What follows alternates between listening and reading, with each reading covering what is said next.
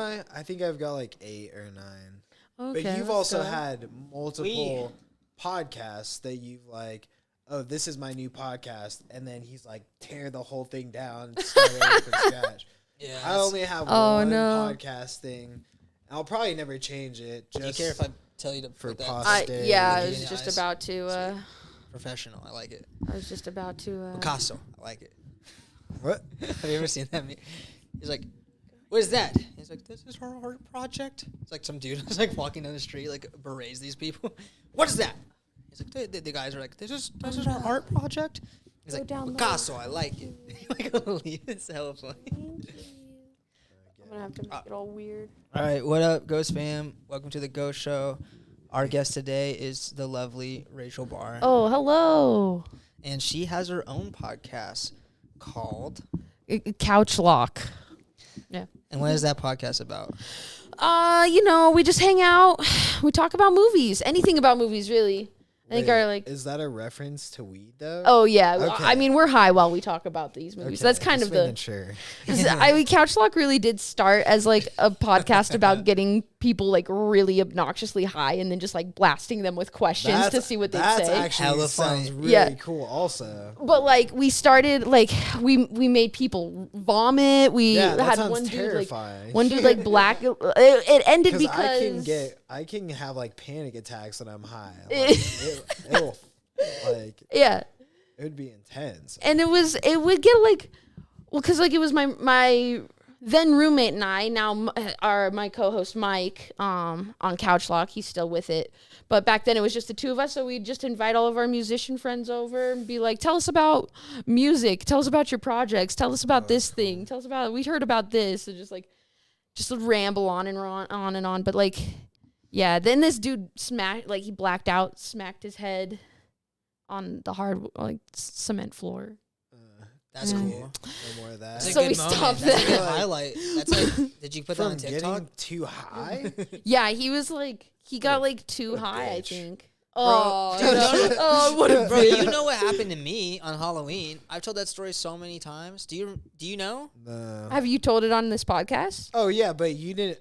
I mean, I took a dab, but I assume they're getting just as high. yeah, I guess. Do you make people take dabs? Oh man, yeah, we make people take lots of dabs. Like, Yeah, They're- right. You Dude, had. of course you smack your head on the fucking we concrete. well, this guy in particular is he should not have. He got embarrassingly high. Like you, bro, if you're watching this, you know who you are. Yeah, I've been there. I've been there a few times. I'm Yeah. calling him a bitch because I know that position. I feel like if you truly are a stoner, like you've gone through that Yeah. phase. Like you've definitely done that a time or two. I think the most interesting thing I've ever brought back from that realm of being too high, I think you were there. I was like, I feel like we were at picnic and I was just sitting at a table and I just smoked a ton of weed with Kai, one of our friends. Were you there with Blue? That doesn't sound familiar. But I was like, I feel like I'm tiptoeing through gardens I don't belong in. And everyone's like, what the fuck? It came out of nowhere. They were like talking about like That's taxes. intense. Like, I feel like I'm tiptoeing through gardens I don't belong. You announced that to the group. And I'm pretty sure the rest of You the thought bar. that was important enough to like tell everybody. Well, that's Yeah. the thing though, is when That's you're that high, fucking- like the rest of the world really doesn't exist. Yeah, But at right. some point you realize it does and you need to explain what's happening to you in that moment. Like, you're like, I just gotta I'm not gonna lie, maybe this morning I took a little too much that little cannabis juice. You Yeah. tried that? Cannabis juice. It's like Canna Is it a Punch. drink? Yeah, it's like a drink. It's like I think it's just Kool-Aid with weed in it. Like I'm pretty sure it's Right. just Kool-Aid. There's like, you like see like green in your teeth. You're like, this is literally just flour inside Kool-Aid. What the Man, fuck are you? I was just like, I was at work doing my thing, hanging Is out. it super concentrated? Yeah, it's very concentrated. Oh, Yeah. You were too high at work that sounds today. I fucking was. I was writing. I fucking kid you not. I was writing the word small on a board, right? And it took me probably 2 minutes to write it out. And then I had to lean over to one of my coworkers and I was like, "Hey, did I spell this right?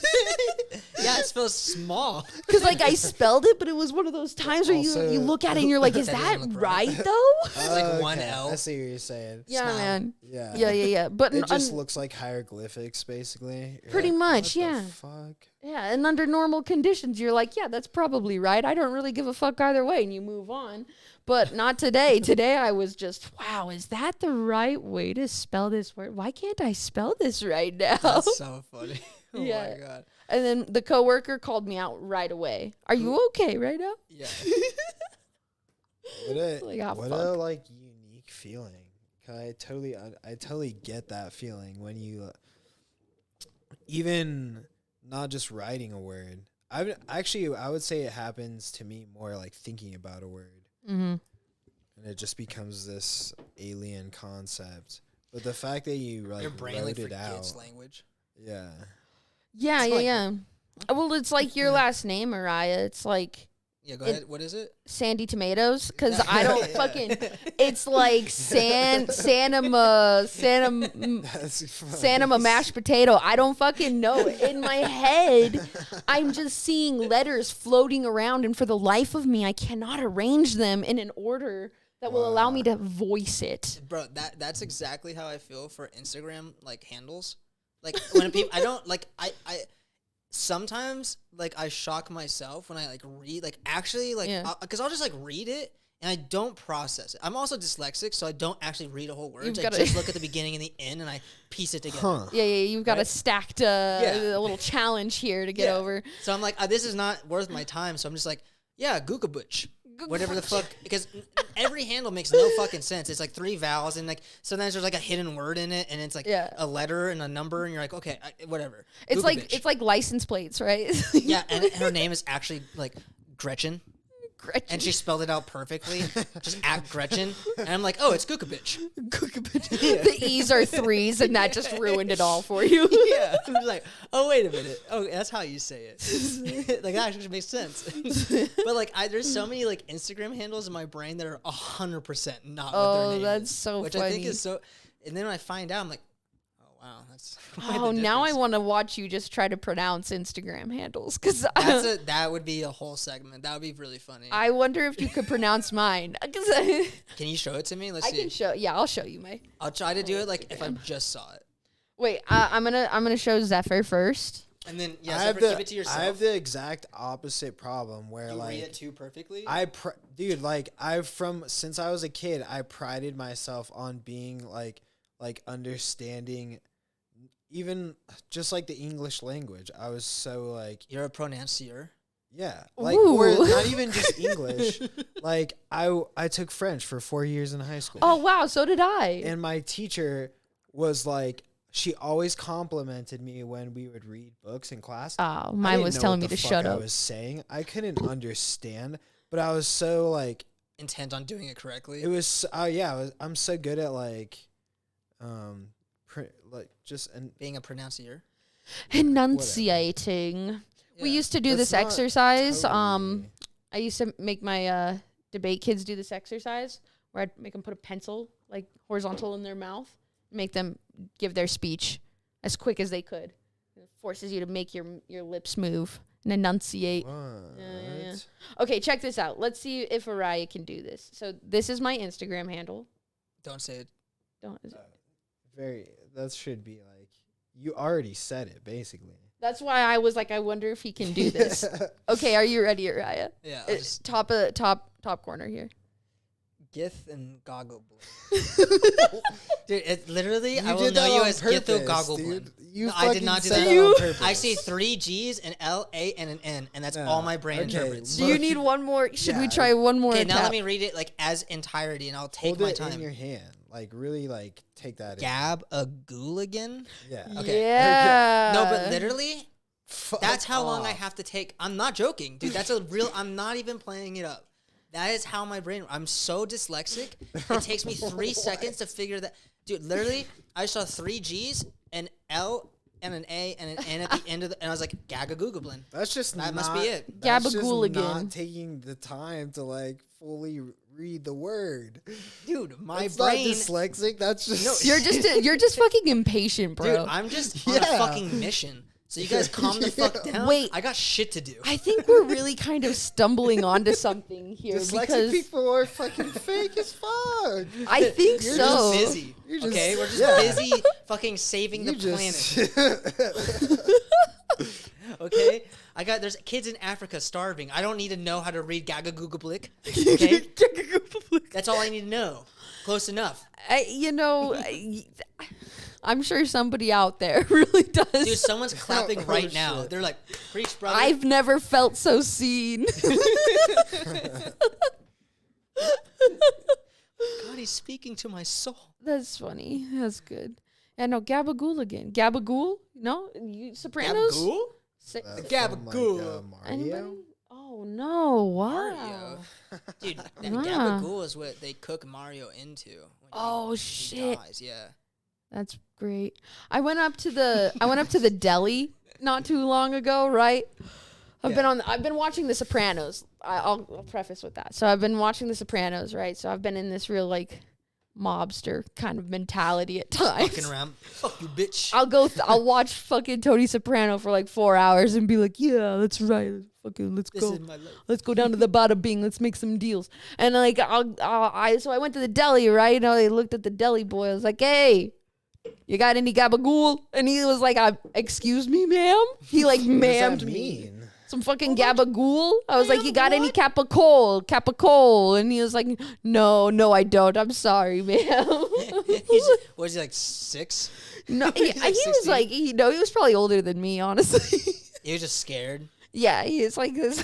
This is a real mobster. Just like came I'm up to dealing him. with the real Tony Soprano right now. I He better is act like cool. he was like this fucking kid right now. Dude, my boss, the guy that sells pianos at my store, he's kind of a bullshitter, but he's like real fucking like Sicilian Italian Oh shit. and claims that he used to like play music for like mafia weddings and stuff. That's sick. And Bro, that's so wild. all the time I love like going into the store. Like Yeah. just today I was like pretending to be a mobster talking with fucking Tom, and he relates to it. That's the thing. He like goes If into you that talk world. if you start talking like a Jersey boy fucking you know, he latches onto it, like it makes sense to him. Hey, you Oh, cocksucking no. fuck! Where's my piano? Yeah. I gotta move it down the fucking stairs. How am I supposed to move it? There's no goddamn piano. For real, dude. It's like it's like more engaging for him. Oh. That's pretty fun. He's I old as mean, he's people like like that are 7 fun. years old. I feel like so- we lost the fun speaking. I feel like California was just like, this is surf. I feel like all of New York is so hustle bustle. They're like, hey man, get the fuck out the way, you Well, stupid it's bitch. just a Like, it's just get a it straight. newer it's like a newer culture. Like It's all upspeak.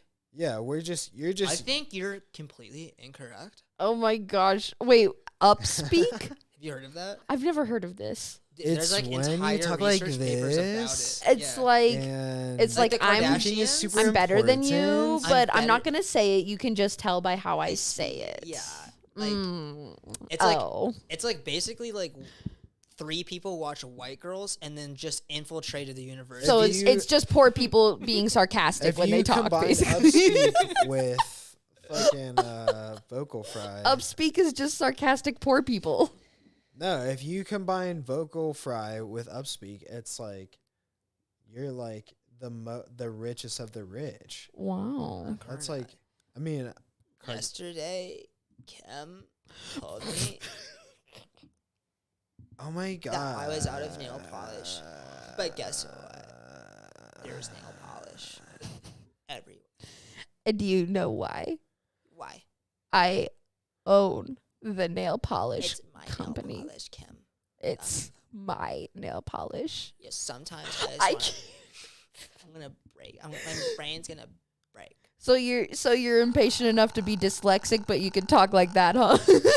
I like to think that all the time that they speak, between every sentence, they're just like like the sentence is still running on. that's default And- mode. yeah, there's like Like there's no conversation. They're just sitting at their They don't desk. even breathe in. Sometimes like Kanye has to come punch them in the stomach to take a breath. Oh Like, no. Oh, thank you, Kanye. God, thank you, Kanye. I was gonna pass out. Oh no, man. Jeez, he must have punched a little too hard. That's why. Oh, that's maybe a. That's not true. He just had a meltdown. Bro, the Kanye thing is so funny. The Kanye thing's. Did you hear he was in Oh fuck! I don't remember who he was on a song lately or early. He was on a song recently where he like just starts talking mad shit about Pete. That's the. Do you know how cool it would be to be Pete Davidson right now? Oh, PDD. You know how cool it is to piss off Kanye that much? Like, you know how much street cred you have to be like, I don't know, he wrote this about me. That was a good impression, actually. That was that was a good. What am I supposed to do? I'm just fucking his girl. I don't know, bro. I have SNL and Kim. He's That's all I almost done. got. He's almost done on SNL. We'll see if he signs another contract or not. You think he will? I don't think so. Think I care. I honestly. Oh, really? No, because SNL is just kind of shitty. I mean, he might be one of Yeah. the better parts of SNL, but I like him outside of SNL. I know Way more. his stand-up is way funny. I don't know. Did you watch like The King of Staten Island? Did you ever see That was that one? good. It was That really one good. was fun. Yeah. Yeah, I liked it. Yeah, that one was good. Yeah, I don't know. I'd like to see him do more movies and do something. Maybe get 100%. a I think TV show or something. He's like the who's that guy who fucking was in not Breaking Bad, Super Bad? Jonah the Hill. skinny Yeah, dude. yeah. Sarah? Yeah. Paul Sarah. Michael Cera. Michael Sarah. Who's Paul Sarah? That's not a person. I don't know, but you mentioned Breaking Bad before, like so maybe Paul you're combining Cera? Aaron Paul and Michael Cera. Paul Sarah is riding a horse right now, Paul. looking like Elon's brother. Paul Sarah's like looking like what's his name? Kubo Musk, Kebon Musk, Keychain What Musk. are you saying right now? I don't know. Do you know? Is that his Instagram handle or Yeah, I only know him by his Instagram handle, Keychain Musk. Keychain Musk? I think his name is like Kubel or Cable Cuckoo for Cocoa Puffs. Musk. Cool. Dude, it's so funny. So Elon Musk is hella against Web3, and then his brother, Keeble What's Web3? Cakes, is super for Web3, and it's like the weirdest thing to like see. Like Elon's like, that's fucking stupid, and then Keeble Kubo Cakes is like, this is the next generation of like internet and blah blah blah. It's I love the brother. I wonder what like, else they rival. disagree on. What's Web3? It's the next web. Right now we're on Web 2, bro. You heard of What Web was Web- 3? No, I don't know what Exactly. Web 1 is. I'm in the future, bro. It's all the Oh same. my. web. I Web- mean, with all this RGB around here, how could you not be? I know. Look, What is I still that? have a Christmas tree. That's because I'm already in December. Oh shit. That's right. I'm in the Shut future. the you fuck fucking up. bitch. What does that God. mean? It's Merry the Christmas. next Thank you. web. It's Happy just Hanukkah. No, it has something to do with like the blockchain and like validation and stuff. Is it like like Bitcoin. What? It's pretty much Bitcoin, but the internet. Well, okay? what- If I you drew a have to picture of it, host- could I sell it on the internet? You have to host Yeah. websites Only as an on a NFT. physical, like in a physical location. So I think Web3 is a way of validating the existence of certain like places on the web. I don't know much about Web3. Okay, I just It's a said new weird. infrastructure. So actually, I kind of do. So here's what's happening. So the entire internet is based off of AWS. So this is Amazon Web Services, and basically Amazon has like bought the infrastructure of the internet. So everyone sends things through the connective structure of like Amazon Web Services. Like your emails go through there, everything goes through there. The Google API, how they search things. It's basically like the database structure for the internet, how it pulls information from different nodes. And so there's other ways that it works. Amazon Web Services is only one of them, but it's the biggest one. And essentially what Web3 is trying to do is to decentralize that so that no one has control over the central communications of the internet. They want everyone to have their own, basically like private node. Like you're not getting all of your information filtered through one search thing or like one interface in like one database. It's pulling from 1,000 different databases based on like an architecture of, I don't know, something like the whatever crypto architecture that exists already to validate web sources. Does that make sense? Yeah. Yeah. I mean, it's a decentralized internet. So instead of using Amazon Web Services, you're using basically a bunch of different nodes to get I information. don't get how Amazon could own like what Yeah, do they, no one talks about that. That's where they make the most of their money. What do they own? Like They own the communication stream of data. it's kind of like you want your small business's website to pop up when somebody searches first. That's actually the Google algorithm. What Amazon Web Services is how drunk am I? Web Services is what Amazon Web Services is basically the thing that says, hey, this guy's saying this, and your platform wants this. I'll connect the two. that's what like Charter and Spectrum and all those are for. No. No. The Charter and Spectrum are the things that happen between that spot. So there's your computer, Charter and Spectrum, and then Amazon Web Services. Well, Services. Charter, like the Charter and Spectrum, those companies, they own the hardware for the internet. And Amazon is the software. Okay. So the software is what tells the hardware what to do. Or whatever the hardware is producing, the software communicates that That's to something crazy. else. I've just never even heard that. I'd have to like Yep. look It's into that. it's That because sounds the only insane. reason I even know it is because I was doing software project management and they were building a Google API to pick up like home locations and and delivery routes. And then they're like, yeah, we have to use AWS. I'm like, what is that? And they're like, Amazon Web Services. I feel like I've Surfaces? heard that word before, but Surfaces. like It's totally fisses. the idea that that's like what the internet functions on sounds like just absurd. I've just never heard. It's what it functions on. Well, it's weird. what most apps use. What does that mean? to Like, pull what is data. World Wide Web? How does that like? The world. That's a big question, bro. Oh man. That's just like what the internet. The internet is not like one software. It's not like one piece of The internet is a net of data. connections, right? So which are the physical. internet Those is are comprised physical of- like connections. Is comprised of physical and software connections, right? So hardware and software connections. The internet is just the concept in which things communicate to each other across these hardwares that we have. And then the software is the interpretation of the signals gotten from the hardware, right? So the software tells the computer that you're working on how to interpret the data from the hardware. So the actual electrical pulse that comes in, that it's picking up, your computer is registering that as a signal, and the software is telling the computer how to display that signal to you. So the entire internet is just being connected to other people. It's like playing like multiplayer. Yeah. It's kind of crazy how it's such a big concept. Don't really understand it, but it controls a big part of our lives. Everything Yeah. is the algorithm for existence. No. I mean, kind is. of though. It's like the precursor to the algorithm for existence. I mean, we're kind of like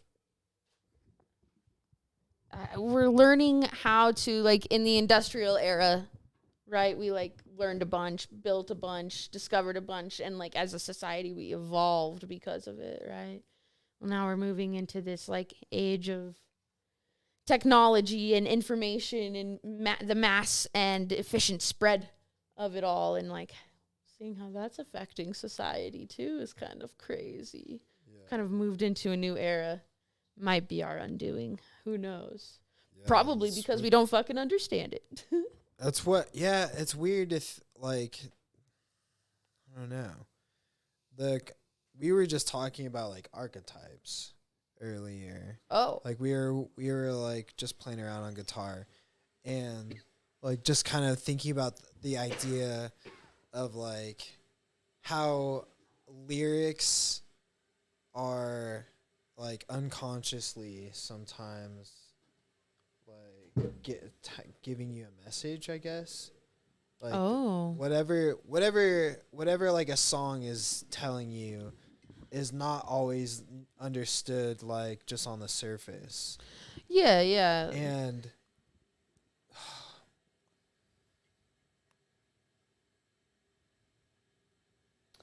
how I guess the way that like when you say the world is ending, what does that mean? Are you speaking to like the unconscious, or like, you know, things are unraveling?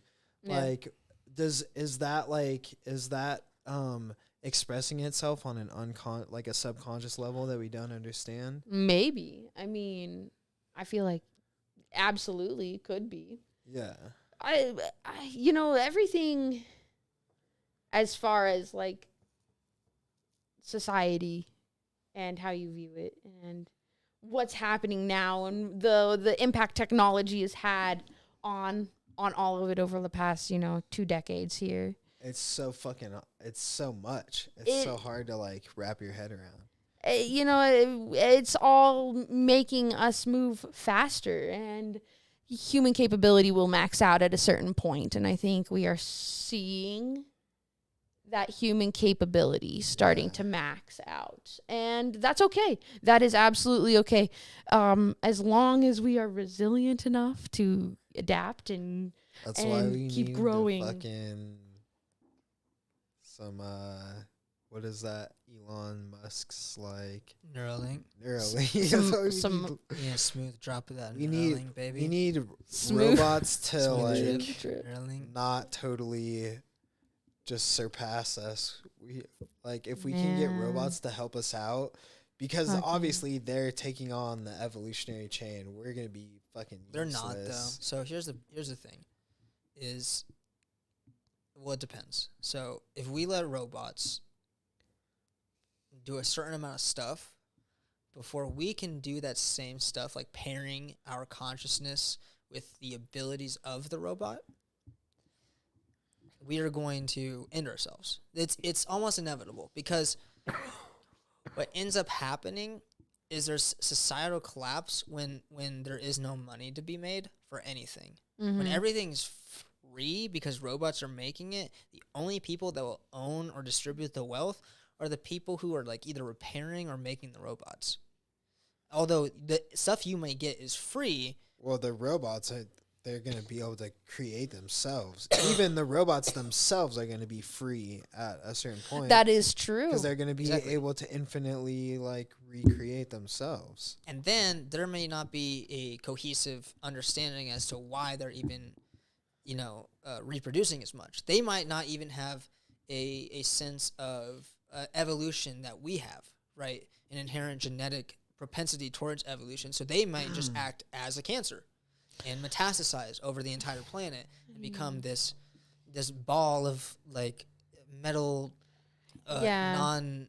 They literally could just be human code. Like just like how like cancer is. Like cancer is just cellular code that doesn't understand itself. Crazy like sci-fi fucking.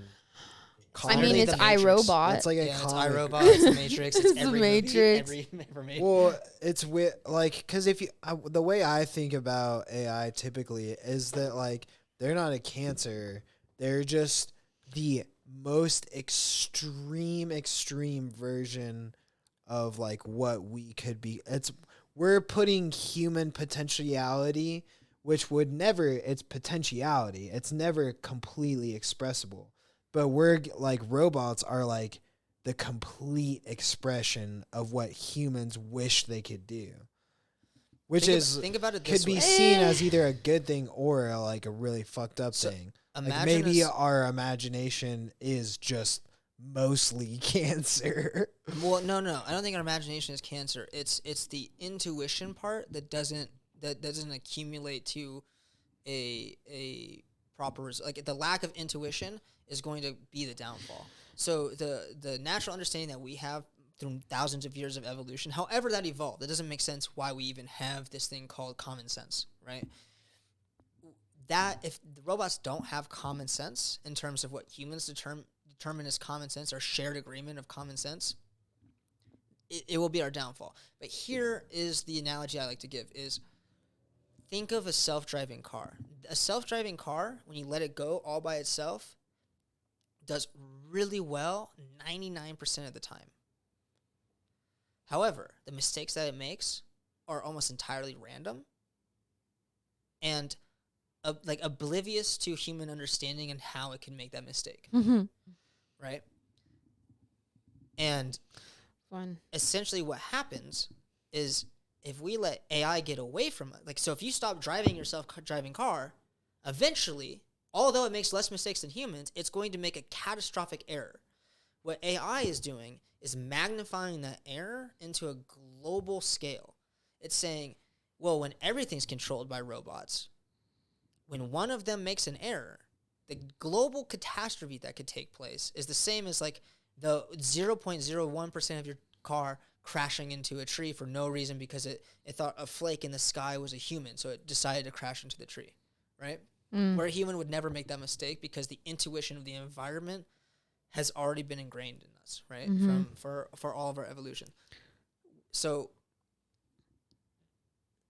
now, if you have a human in the car the entire time, and the human becomes just as intelligent as the car, and you merge the information systems that are at play, now you have something that has the context of the reality that it's in, and also the power to progress faster, much faster. Right. And so that's why we have to merge with AI. Because if we let AI run by itself, even though it may never make an error, there's the percent chance that it will be a catastrophic error. It'll be an error that's unpredictable. Whereas if people merge with AI, we'll be able to see when AI is about to make an error and stop it. And we'll also be able to iterate on ourselves so quickly because of our intuition that general AI won't even be able to keep up with us. I see what you mean. Absolutely. Because at the end of the day, the ability for a human to communicate with another human is immeasurable. It is the spicy secret sauce to why we have survived so long as a race, a species. Yeah. Also terrifying. You're talking about a civilization in which we are all essentially cyborgs in one way or another. Well, you would have to. From the moment we started using sticks, we were cyborgs. So this is what cognitive science talks about, is anything that we use as a tool that's outside of the genetics of our body is considered an instrument or a tool, right? And when we start to use that, we cognitively offload or we project onto ourselves an extension of limb that is not actually us, but allows us to sense the world in a different way. When we drive a car, we're moving a lot faster than we ever could. Right. We're doing things that no human is capable of on a scale that's unimaginable, right? Yeah. But it's literally the extension of our body that is able to move this car. And that's why I actually had this idea today. It freaked me out a little bit, this is just the general idea, and I thought about it a little deeper and it doesn't make as much sense, but here's the general thought I came up with right away is considering how well people can adapt to driving a vehicle and it becomes an extension of their body and their movement. Perhaps whatever a human is not just the body. Perhaps it is just the concept, or not the concept, perhaps it is just the ability to adapt to another controller. So if you think of the car as the controller interface and the consciousness as the human, perhaps whatever consciousness is the ability to adapt and utilize the controller. And some controllers Yeah. a lot for more input and more regulation. So to me, that it really resonated with like Buddhist ideas about like we're not like these ape things. We're just inhabiting the controller of an ape. And we're just in our case, we're inhabiting the controller of the smartest apes.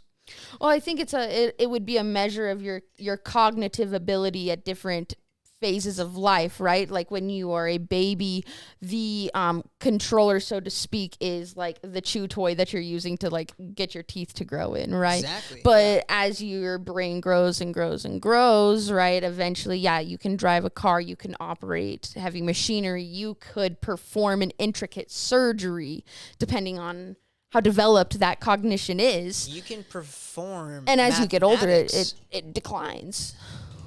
Unfortunately, That's that is a state of the biology. The controller wears away. The human so you have to buy a new element. One. So it makes me wonder if back to the cyborg. It makes me wonder if that means like when you die, is it the end, or is it the end of the controller? So what is the controller? So are you just leaving the controller, or you can no longer play the game because you no longer have a controller? Yeah, no. And so until you get a new controller, now there's a new game because maybe maybe not a new game, but a new.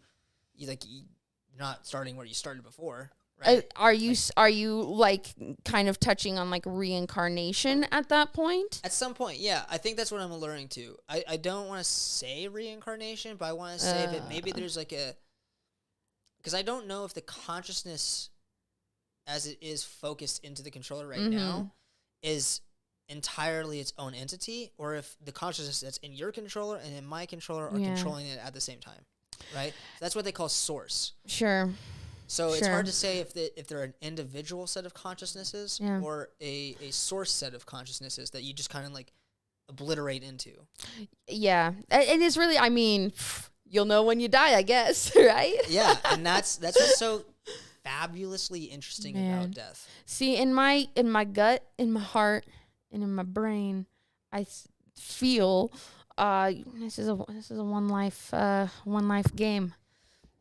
You're doing a speed run, and that might be why I thought about this the other night too. It's like as morbid as it sounds. It's like if death is just the off button, there is no anything. There's no feeling anymore. Whatever we describe as feeling, at least. I think there can be different definitions of existence and awareness, but whatever we understand as awareness is, I think, for sure, turned off. Mm-hmm. I don't know if anything else in our idea would be turned on, but I think that there might. It's an interesting concept because it's what you would call beyond the void. Yeah, the great unknown, and part of the human condition, right? Why we are all striving to live, because we don't want to get to that moment to find out, oh, nope, this is it, and I regret everything that I've done with my time, and that it would feel so shitty, so incredibly horrible. So yeah, and I think that's why a lot of people like Mr. Elon are trying to find ways to propel humans into a longer lifespan. And what do you think is worse, though? Do you think living forever? Yeah. Or do you think would you prefer to live forever, or would you let's say like live forever with the same understanding that things could always get better around the corner, with the same feeling and like zest for life? Not that like life ever gets boring and old. Like let's get like rid of that trope because like you want to just like leave life because it's so like what if it just gets infinitely more interesting and expansive? Yeah. I feel that to be very true about my life, honestly. I guess I don't know if Zephyr knows or not. But so this time last year, I was in chemo fighting stage 3 colon cancer. So I'm now in remission, no cancer detected, rockin'. Yeah. Life is excellent. But so yeah, to consider how crazy like upswing life can have in just 1 year, right? Yeah. In just 1 year is I can't even express that amount of it's immeasurable, you know what I mean? So yeah, I get what you're saying. Like, if life were to just continue to get better, would it even like still be worth? Not even that it gets better, right? Because life has its like ups and downs. True. But if life, in the way that when you feel like you, like that feeling of like, oh, I don't want to die. What if that was ever present, right? Mm-hmm. But then you had the choice. It's like, look, if you never want to die, you will live forever. Yeah. Or you can choose to die. What is the choice you make? Like it sounds like a very deep philosophical argument, because at some point you've iterated enough through those cycles to start to have a concept of like, okay, what is this? How far does this go? Well, see, is that's there the an end.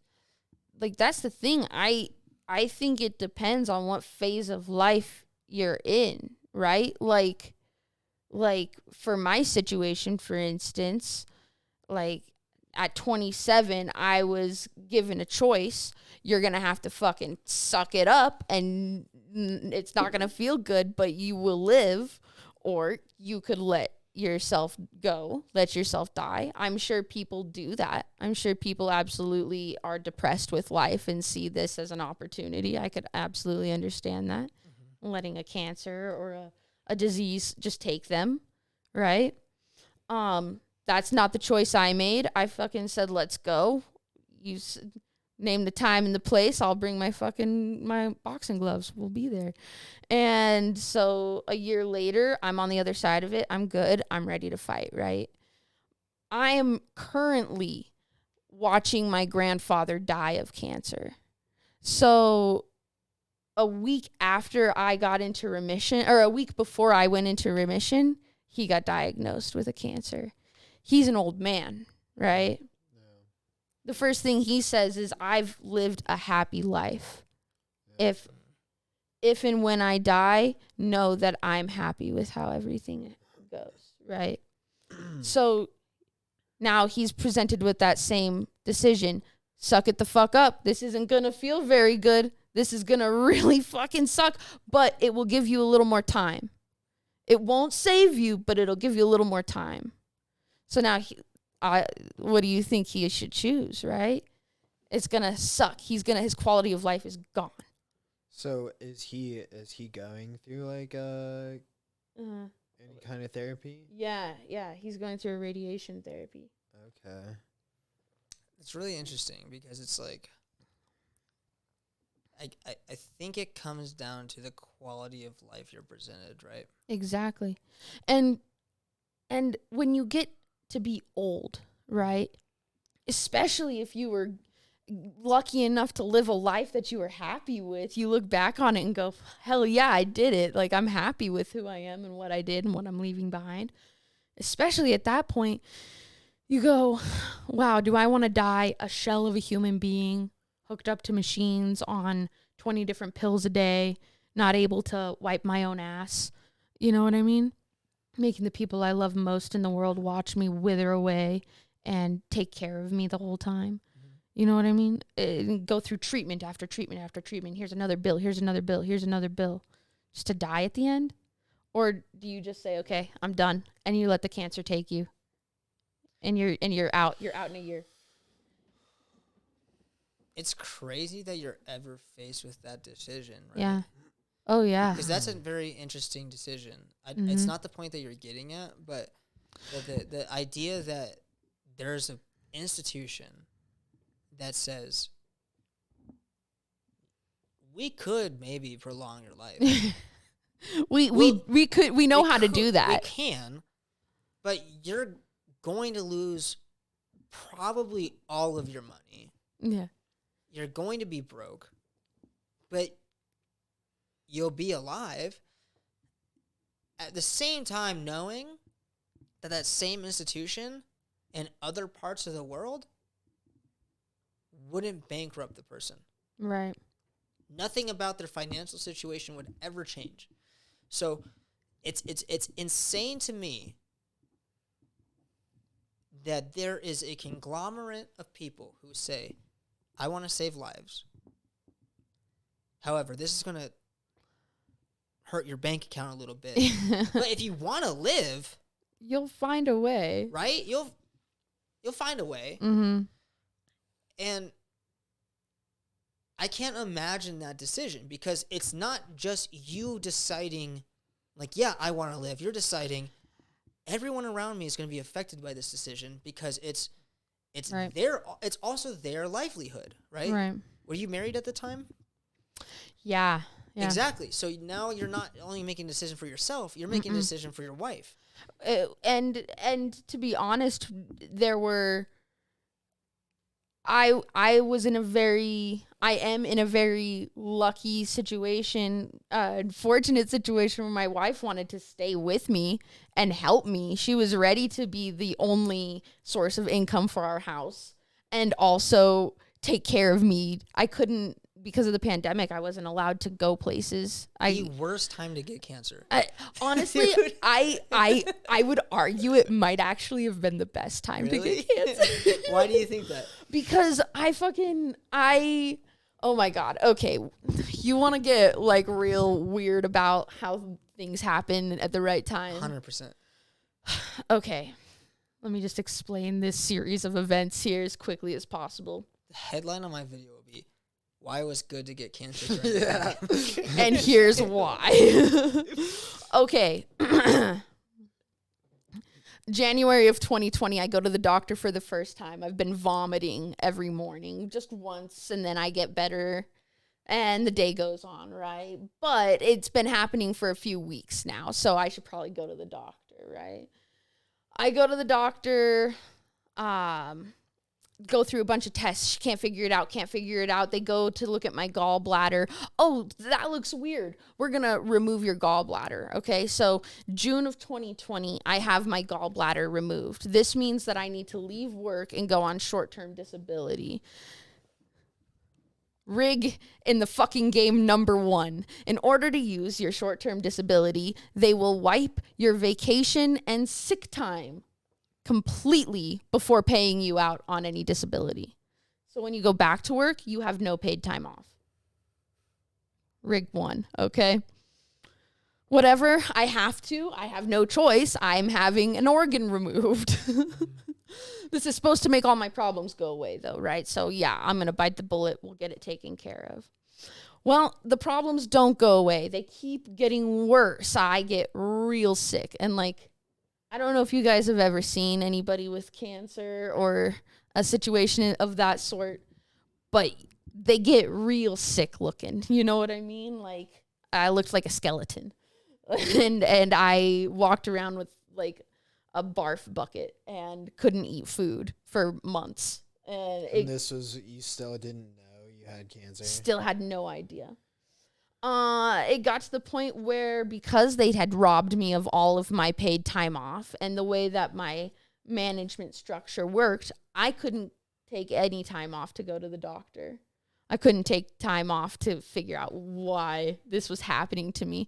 To the point where I had my employees pulling me aside and literally crying, asking me why I won't go to the doctor, what's going on, you know what I mean? So yeah, I quit that job, and the day I quit that job, I left my keys at the store, had my wife drive me to the hospital, and I spent little over a week in the hospital.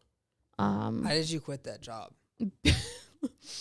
I quit that job because it was a corporate retail job that I had given almost a decade of my life to. A decade. Almost a decade of my life to. Close enough. 8 years. Yeah.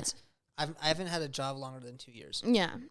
Think about that. I mean, I grew up. I was a kid when I got hired there. I grew up in this store trying to build something. Very well could be 20% of your life. Yeah. The average person, if you give almost a decade of your life to a job, that's at least 20%. Right. And at the end of the day, when I reached out for help, I was told no. And it wasn't like at a job where you could brush that off. I was at a desperate place where if I didn't go get help, I was going to die. Like I knew it. And you were communicating this to your employer. I mean, it wasn't, I couldn't hide it. I was sick. And so How long did they prolong doing anything for you? probably a month. And this was a month in the depths of the pandemic. So I was working a retail job, trying to keep people following all of the different guidelines that were changing every week, and fucking all of the bullshit that people were just like impatient and not willing to communicate in a respectful way. All of those pressures. Terrified. They're scared. This is a new disease, and you are at the highest risk of dying out of anybody in the population if you got the disease. Yeah. And they said, put your fucking shirt on and go into work. Yeah. And sell these fucking items. Yes. Jesus. It wasn't even that. They wouldn't tell me anything. I had to decide. And this is what was on me, and part of why. Sorry, you're out of sick time.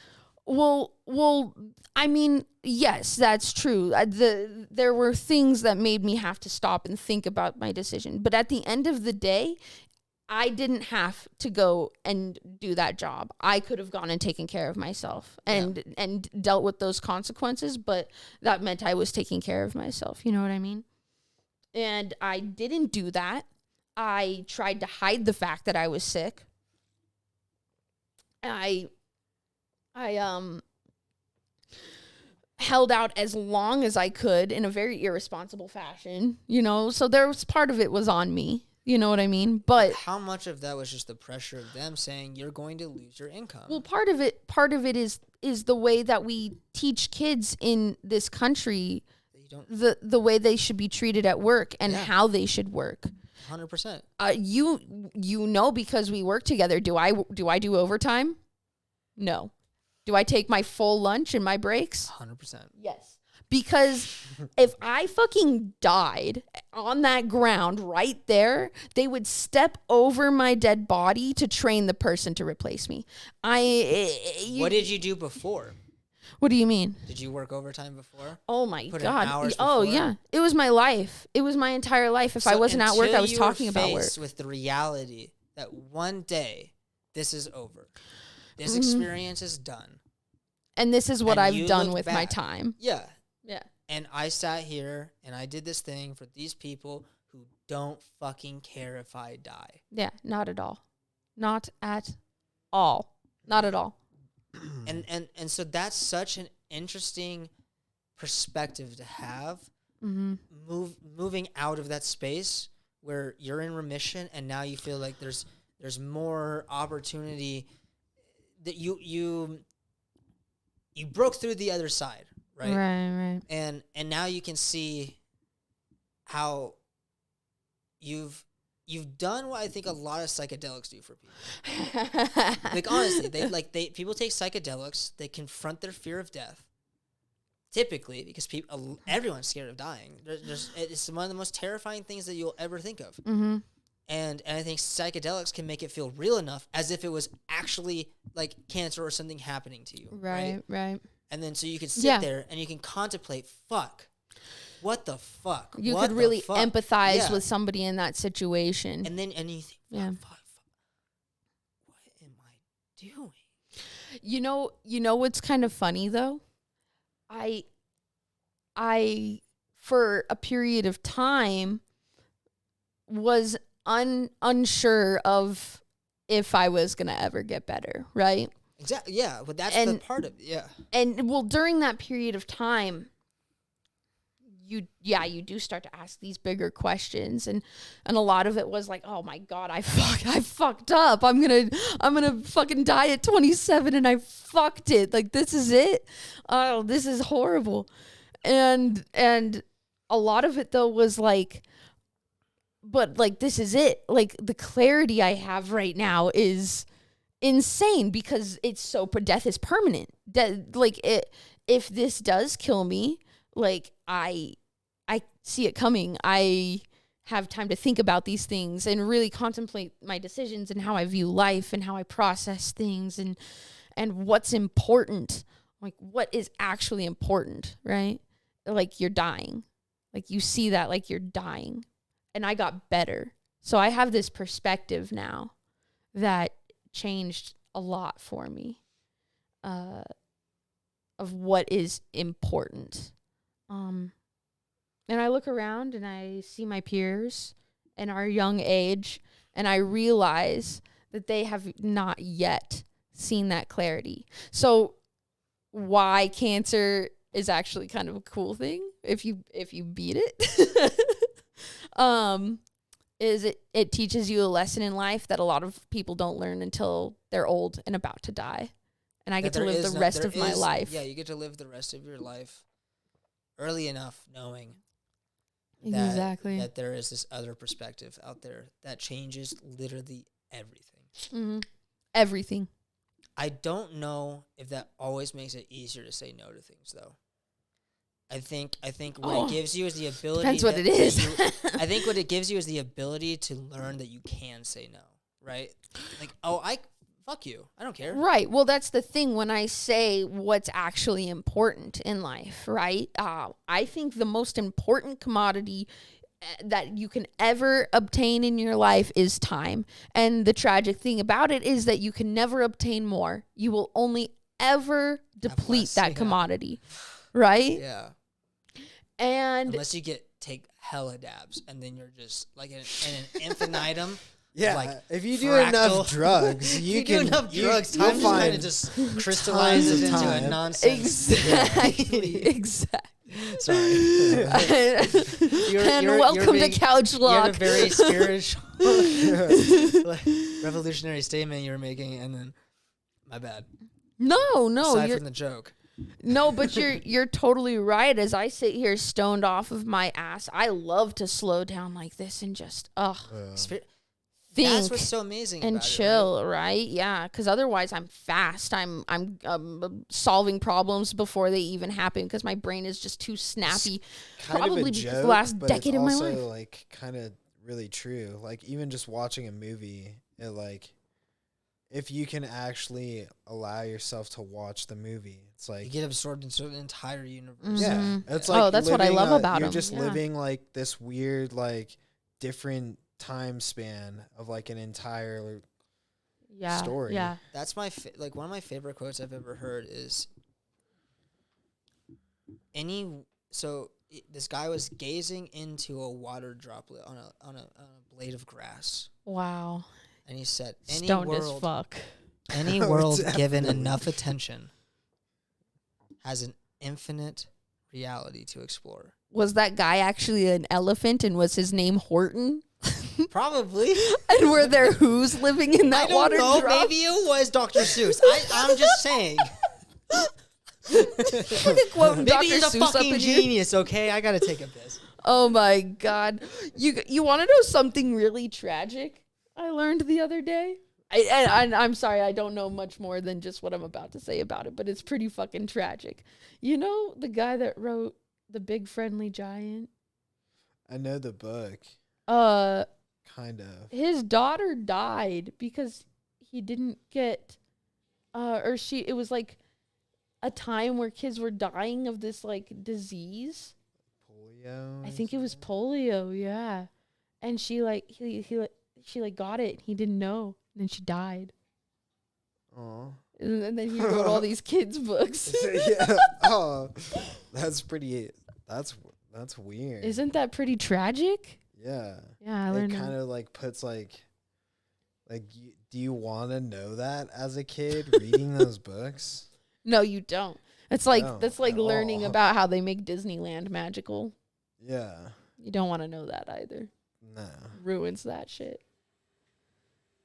The fake smell of cookie dough and like the Oh man. Oh yeah. of the tower to make it look bigger. I won't lie though, I go to Disneyland all the time. Oh, there's like a whole science to like making it more than it is. Oh, right. All the illusion, the sleight of Yeah. hand, trick of the eye.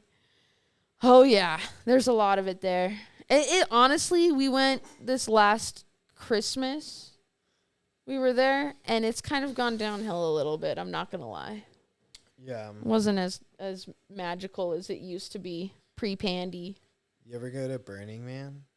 No, I really want to, and I know they did like the like the bandit burn or whatever, the fucking I've never gone either. I'm just Oh, kind of really? I feel like I've heard anyways that Burning Man is just like way less cool than it used to Oh man.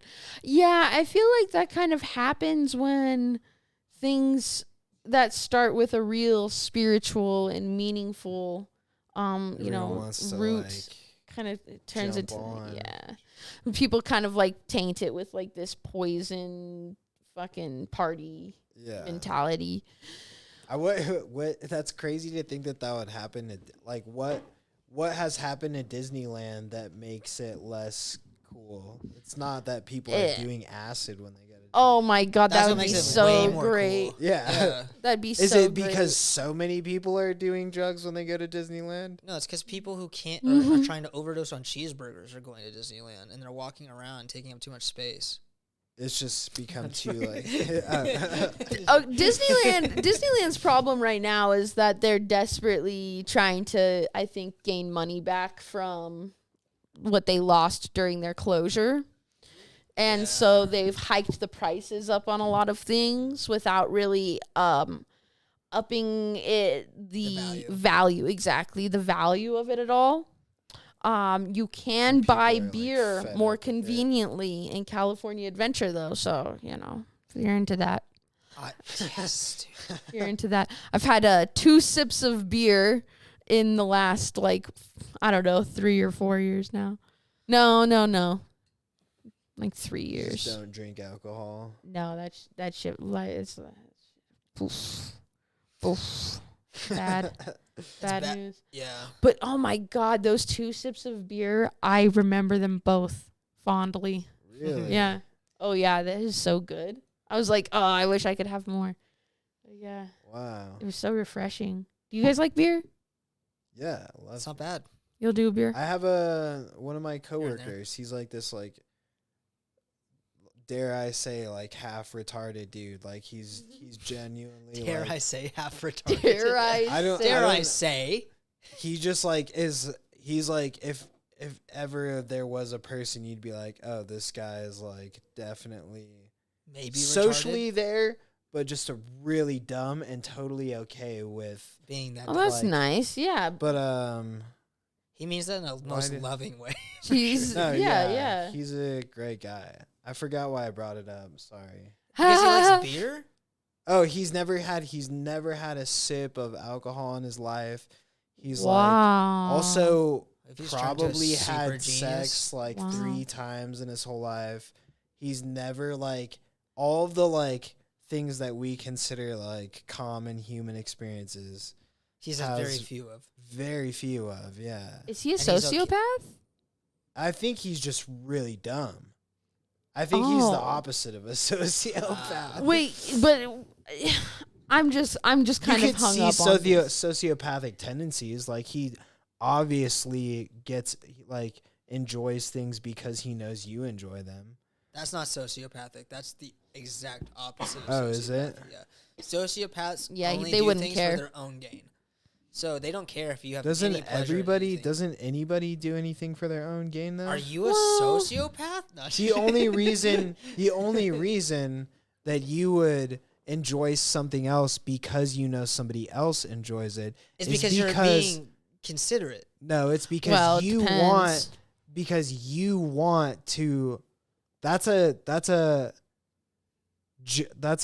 a selfish employment. Like you want to relate to that person. You're That's doing not a that bad for thing. your own interest. No. So here's the deal with Therefore, sociopaths. like, if that's what a sociopathic tendency is, then we're all sociopaths. No, a sociopathic tendency more is to do extreme. things without the disregard of how it affects other people. So you don't. Okay, it's not just that's the a different emotion. thing. It's not just the emotion. Like you don't. We're it's, all doing things with like our a lot of people self-interest. don't want people to feel bad, right? Because it doesn't allow for society to run. That's a different thing from being a sociopath.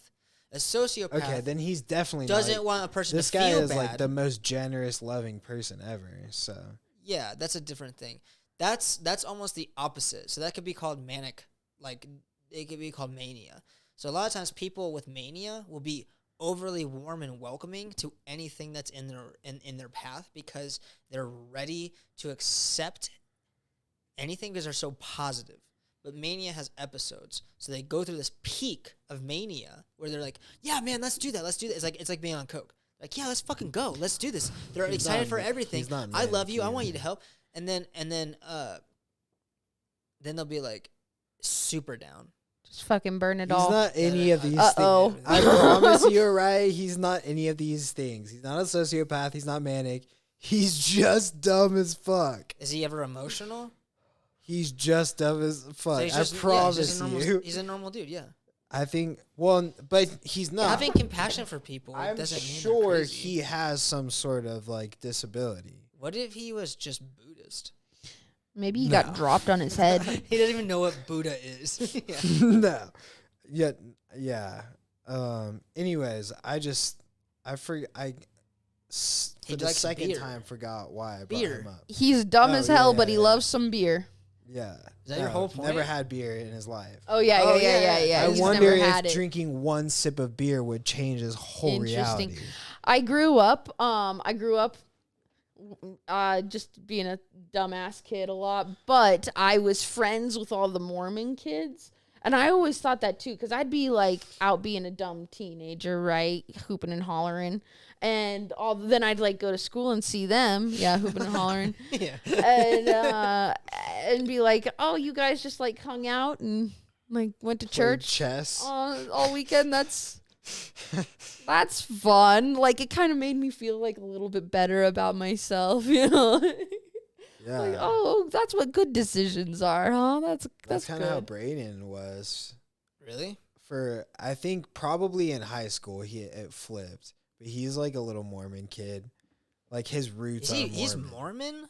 His roots Oh, are it flipped are heavy, Mormon. bro. Yeah. Oh yeah. Was Brayden's he? the other guy on our podcast. There's He- Mormons can either Oh, what's up, Brayden? Mormons either stay Mormon or become they're like Amish people. Or they're they just out. fucking totally get He's really amazing Rejected. at piano and guitar. He's like an Oh. incredible musician, yeah. And It's a and just Mormon an thing. overall beautiful soul. But I had no idea it was Mormon because he's the most like Oh, he's the most Anti- anti-Mormon person ever. he's anti Oh well, that would everything. explain it. Yeah. Brayden's like literally like, oh, you like that thing? Let me destroy it. but also totally believes in like a lot of like family, like Christian family values. Yeah. That's one thing I'll say about all of those kids was like they all had like really solid families, and that was really cool. Especially when my family was like falling apart. Also, You want to hear surface. the story about the At least Mormon on that the- went to At the my very school? least. You know, I Sometimes. spent a lot of time with with a couple of those families, and at least for those, like I definitely saw like true Yeah. family bonds You're like, that were whoa, like. these people function. I was like, I as a thought, unit. yeah, like this only happens in like 80s sitcoms. What's going on? Holy shit, they like each It's other? like my mom and dad can't even be in the same room right no one's now. throwing Like, pans That's what's or so weird knives? is when you said that, I was like, in my head, I'm like, that's almost like a weird disorder. Yeah, like you can't get along with your family. That's not fucked up. right? Yeah. Like, That's gross. That's not real. You guys want to suck each other off later? What the Yeah, fuck? what the so which fuck? one of you has the gambling problem? Like, Yeah, like what's secret? Like that's like you guys are just hiding this better than everybody else, right? yeah. Like you guys are really fucked up because you guys have a real good mirage going. But it was like, no, they actually, in fact, they just spawn a lot Yeah. and continue to love each other even more. It's like a so weird, like And then- look at this army of love we've you- created. Have you ever met people like that? I do you- met a group of friends I was friends with this one guy I'm not friends with anymore because he was kind of annoying. but he introduced me to a group of friends that was so inviting, and Aw. their family was so loving. Yeah. And we were like, I was like, it was weird too because like I was born in this area Mm-hmm. and almost got raised in this area, but then moved to Reno, right? And so I was like, oh my God, I would have grown up with these people. It would I would have had a completely different fucking the life. trajectory. And then like their house is big and nice, and like they were doing all the things I love doing, and I was like, everything about this is love and happiness. They ordered pizza for me, and they just met me. Yeah. What the? I See. started crying. Like, I love you guys. I don't ever want to leave. And I Right. hung with them once, but still, I remember that so vividly and so heartbreakingly. I was like, this is like a level of connection and commitment to other people that I haven't like had Yeah. in terms of like an entire family just being like, yeah, dude, you're a part of the family because you're hung with our kids one time. They seem to like you.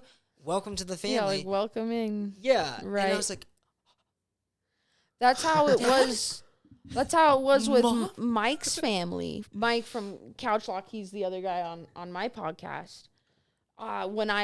We just like had this string. We met each other, right?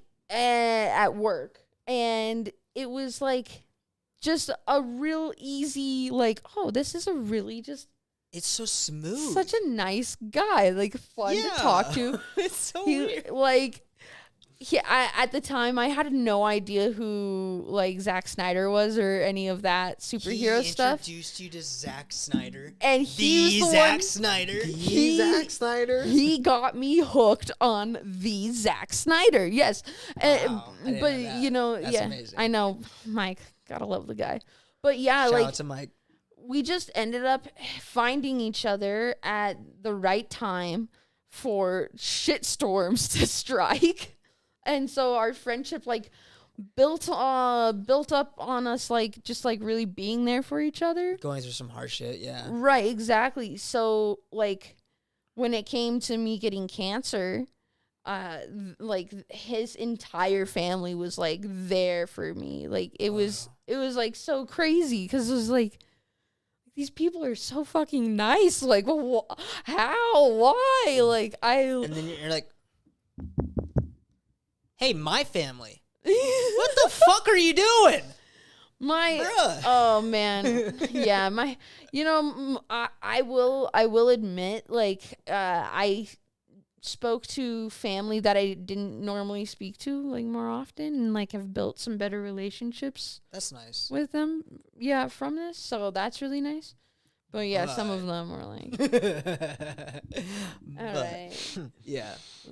But yeah, it's hard to speak about family, but it's one of those things where it's like I get it. It's like, what if I remember the thing that creeps me out the most. It's honestly like horrifically creepy. Is I remember my family being this connected when I was like 4 and 5. Like I remember how loving and connected everybody was. And I remember the feeling. I remember like walking around and just feeling like absolute love. Yeah. And then like I remember moving out of like the place that we lived, and then it just kind of evaporated. And it was like, it wasn't like when I saw them, I felt the same love. Yeah. Occasionally, and our family has had its struggles throughout the years, with many different like things that come up through life. I just remember like being, I remember having this feeling when I was like 4 or 5. I was like, whoa, because my grandparents were well off, Oh, okay. and my grandparents were like doing really well, especially at the time, and my mom was living in the house at the time. My aunt was living in the same house, and everything was great. And I remember this big house, this giant yard. And it's like this earliest memories though, so it's just like the colors and like the warmth of the memory. Like it almost feels like a painted like canvas Yeah. in my mind. And I just remember the warmth of love radiating through that canvas. And then there was just this period where as I got older, it got colder and darker and drawn further apart, almost as if those threads of those canvas like started to like unweave themselves. And I just remember thinking like,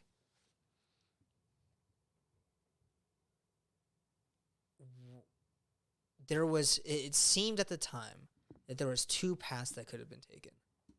There was a path where I embraced the love Mm-hmm. and the warmth. And then there was the path that I went on, which was not to deny the love and the warmth, but to almost defy it. I don't know if that makes sense. But there was two paths, and I chose the path that had more obstacles, it seemed. And I can remember this decision in my mind as a child.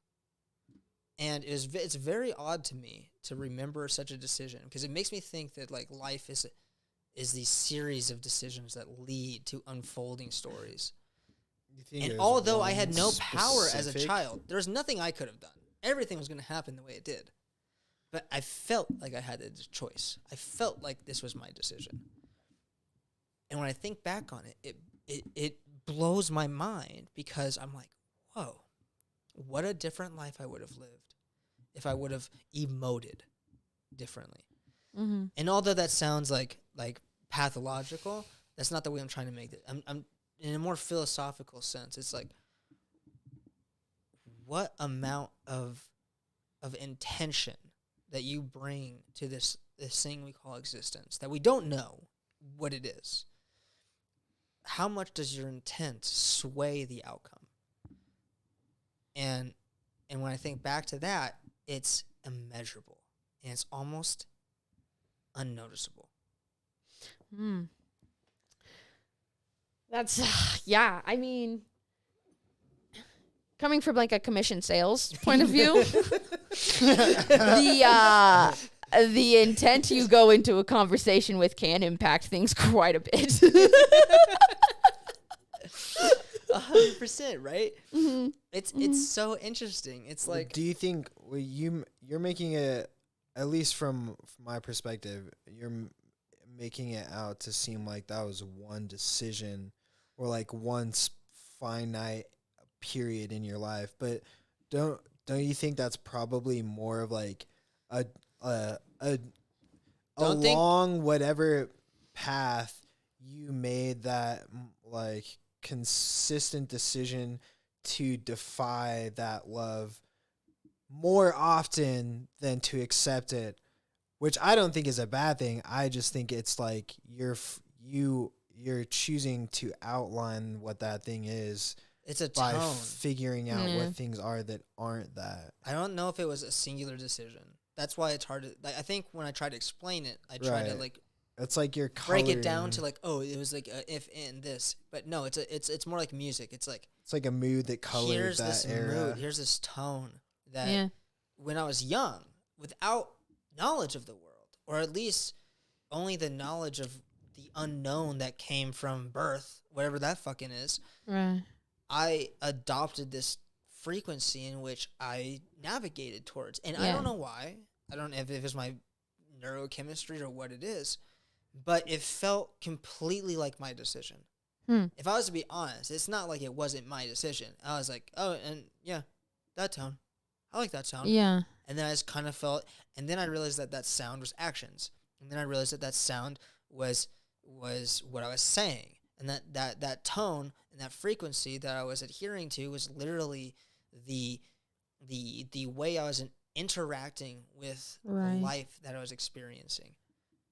Yeah. I Yeah. became the frequency in which I most resonated Do you with. think like was that like a fundamental decision that everybody has to Mm-hmm. come to? And is it like is that a Yes. Yeah. is that a two-way split, or is there two extremes and you drifted more towards one extreme?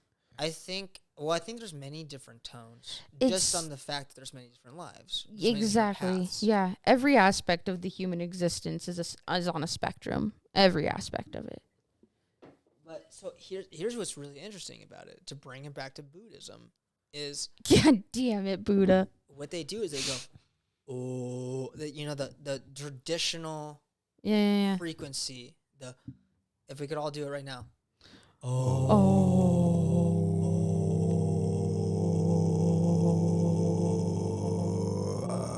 So that vibration, that vibrational frequency is whatever Cool.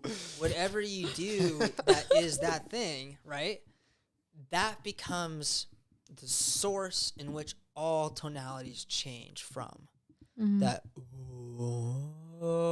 and people go people do all these different things throughout their life.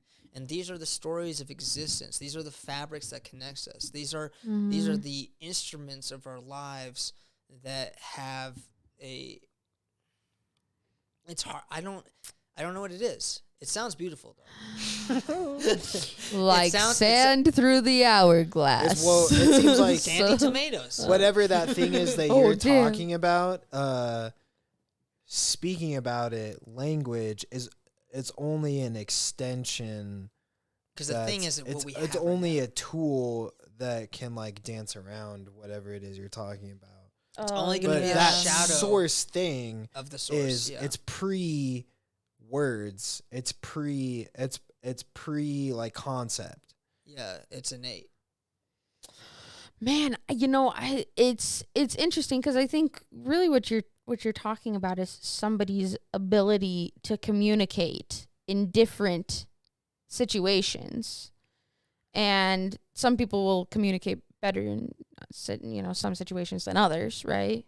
But then like other people are kind of shapeshifter communicators, where they can communicate with a wide variety of people for one reason or another, right? I think those reasons can vary from like maybe as a child you had a verbally abusive household, so you became a really good communicator in the sense of you had to because it was your defense, right? Literally my life. Yeah. Yeah, I was Yeah, I was yeah. just gonna say, are you targeting me right now? I'm fucking looking trying to into trigger your me? soul. Trigger warning. I'm getting offended only because you're bringing up old memories of abuse, and I can't handle it. Well, and then I think about I kids that grew up like myself doing speech and debate, where you're taught how to manipulate the way you communicate. to affect the audience in terms of their opinion, right? Or because I was Or an the asshole debater. child to make somebody cry because I knew that I could emotionally melt them into butter with my words if I wanted to, because I could effectively communicate in a way to make somebody just shut down. How early did you learn that? because I was 10 years old when I found out I was smarter than my dad. God damn, this guy. Sorry, Dad. I remember this specific point in my life where the funny thing is I don't ever think about why the incident happened until just now, because I'm like reflecting on it in terms of a conversation. But I remember throwing sand in this kid's eyes. And I was like 4. We were inside this red tubular crawl space that had like light shining through it, and there was just like this hot sand below, and I just picked it up and I saw this innocent human looking at me with love and care, and I threw it in their eyes Yeah. because it was an adventure and I wanted to see what happened. Cause and effect. And I looked deep into their fucking eyes as they, Yeah.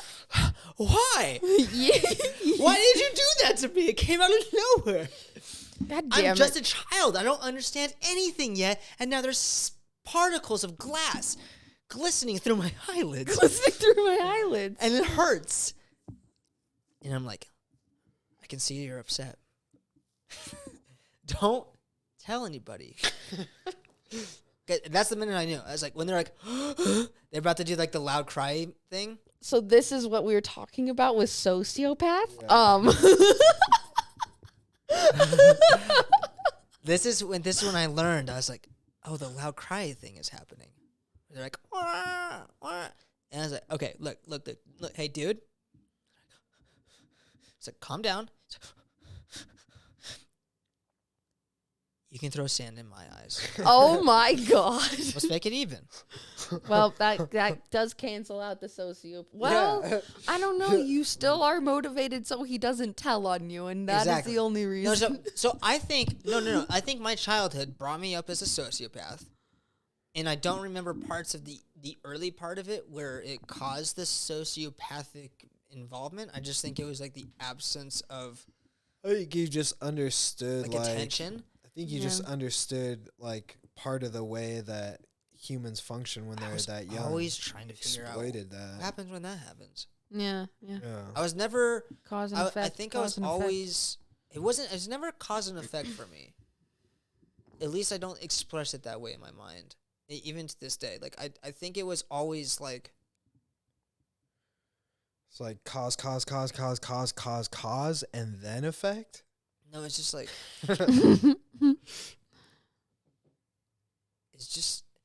it's kind of like when you enter an open world video game, you're like, can I hit that plant? That's what it was. Like it wasn't Yeah. even like cause and effect. It was just Yeah. like, can I do this? Right. And then that was like my entire thought. But then I thought about it deeper. I was like, so I can do that. Can I do this? And then I was like, wait a minute. I think I understand the pattern here. If he starts to cry, it's going to alert the teacher. And if the teacher is alerted, I can't do the thing anymore.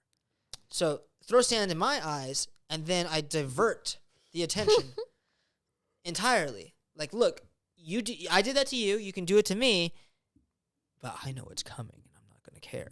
And then so that's sort of like the entire way I grew. And then I was like kind of a bully for like 5 years of my life. And then At what age? Like 5.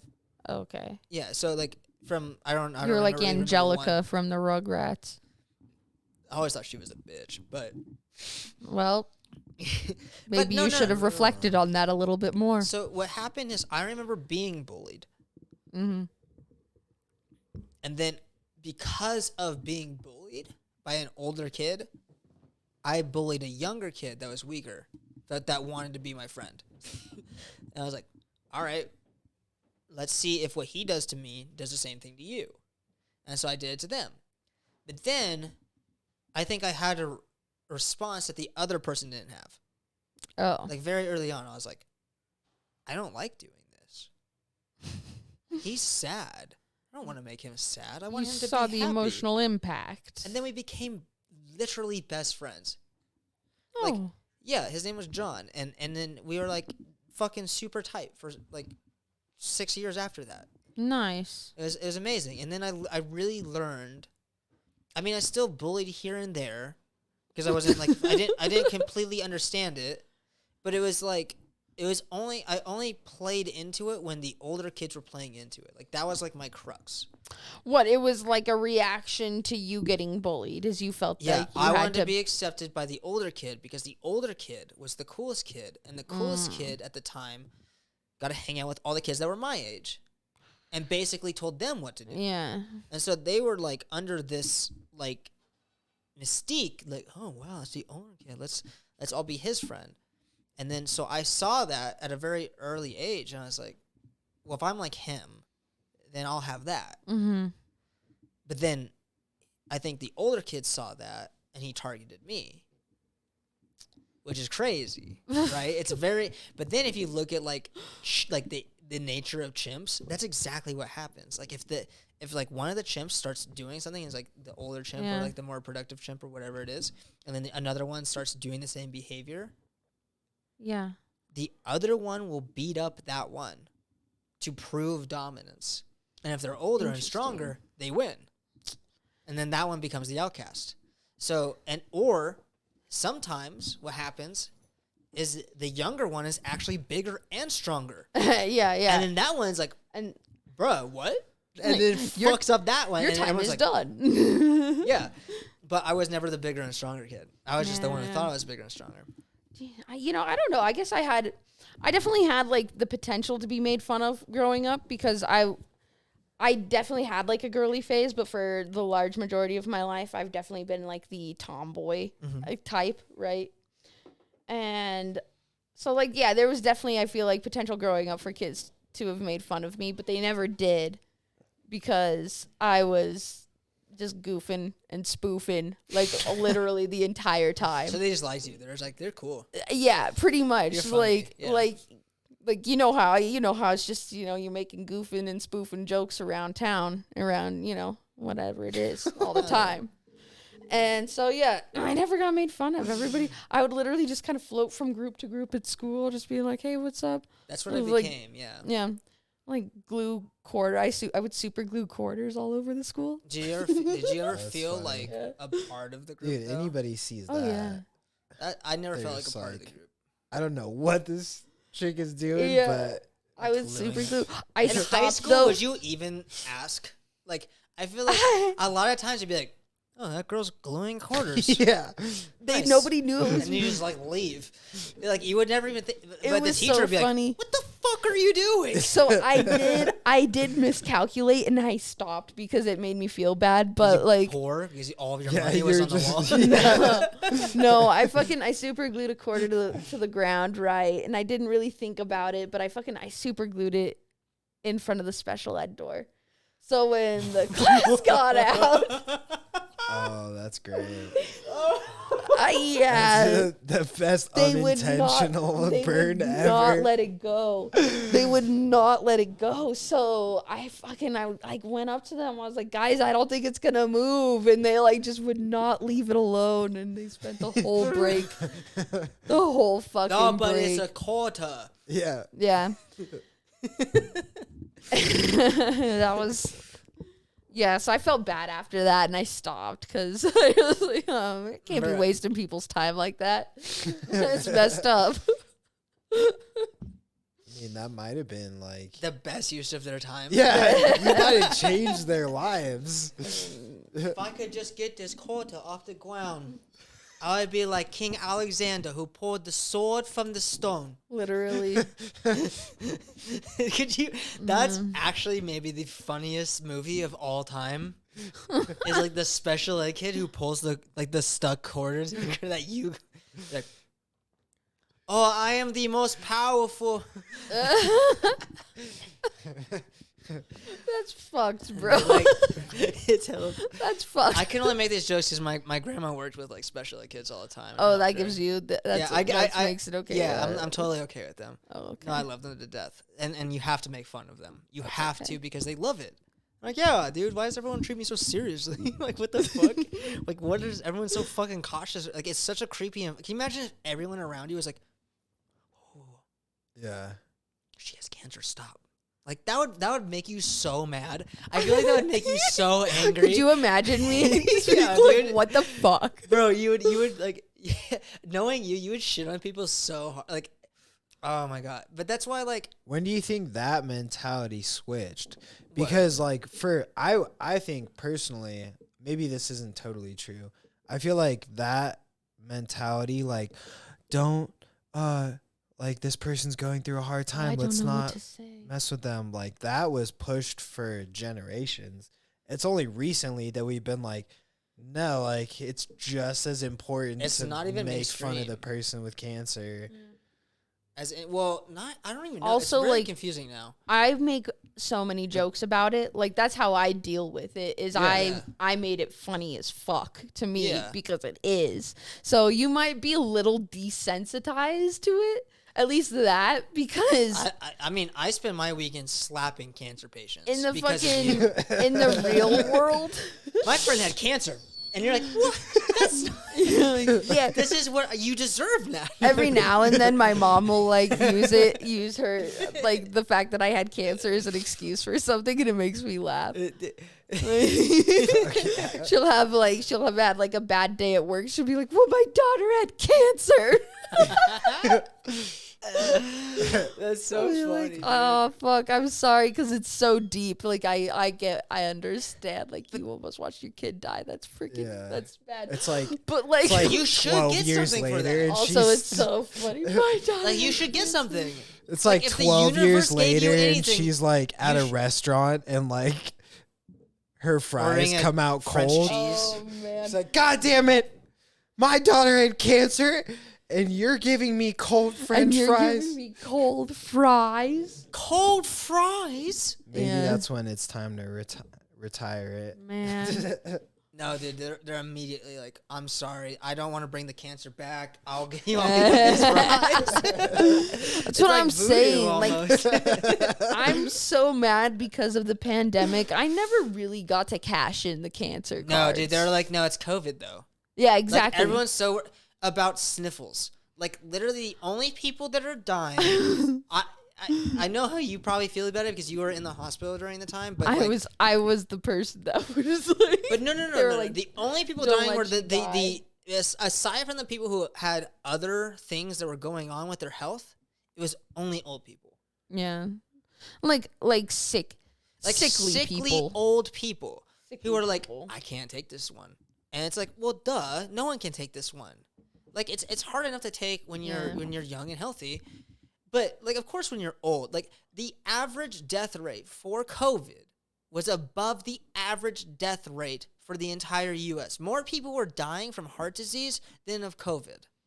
Think about that. That is a real statistic. Well, we definitely do not prioritize our fucking health around here No. in the United States at all. We don't. So it's all pretty fucked anyways, isn't it? You know what I just saw? I don't know how much you watch Russell Brand or anything. Do you know Russell Brand? Oh yeah.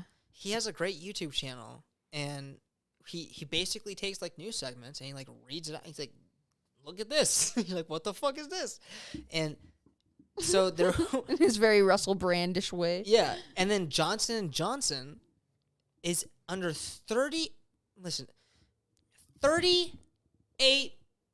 38,000 lawsuits for baby powder that causes cancer.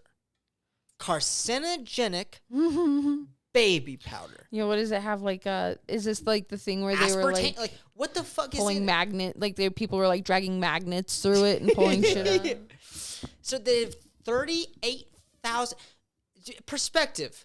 Bill Cosby had 38 women go against him, and everyone's like, "Nope."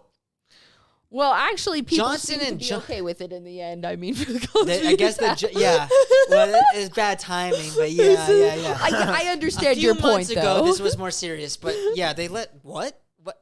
But what? What the fuck? But I see, yeah. It's or even like, you think about like all of the recalls they do on cars and shit like that. Like, what do you mean It's my just a steering car. wheel could just fall off at any second Yeah. and I need to bring the car You in know now? how The fact that easy you're, car like, science is compared to medical science? Yeah. And they're still like, oh. And then people putting drugs in your body, like Mm-hmm. baby powder? And it's like, Yeah. cancer? And you're like, Reminds me what of the fuck, dude. It reminds me of the. Did you guys ever read Fight Club? Did you guys read the book? I didn't or, read you know it, the but movie. I- You guys I are saw the familiar with the movie. movie. Well, in the book. Jacked off to Brad Pitt. Oh my gosh. Okay, that's fair. In the book, he's discussing. He's talking about how he's an insurance agent, right? And for a car company, and his job is to go out and decide if the lawsuit cost outweighs the cost of what it would be to recall the parts and Yeah. upgrade and fix it. And if it's cheaper to pay for the lawsuit, they won't fix the car. They'll just let it go. And if it causes an accident, they'll pay for it. And I know it's like a fictional book and everything. I don't know how real it is, That's but probably pretty real. it kind of feels like it, right? No, that's what there's people that get paid to do that. Oh, and yeah. their like how much money they make is probably factored into whether or not that Right. lawsuit is like worth the money or not. There was insurance is such an oh no. Did you fuck up your pen?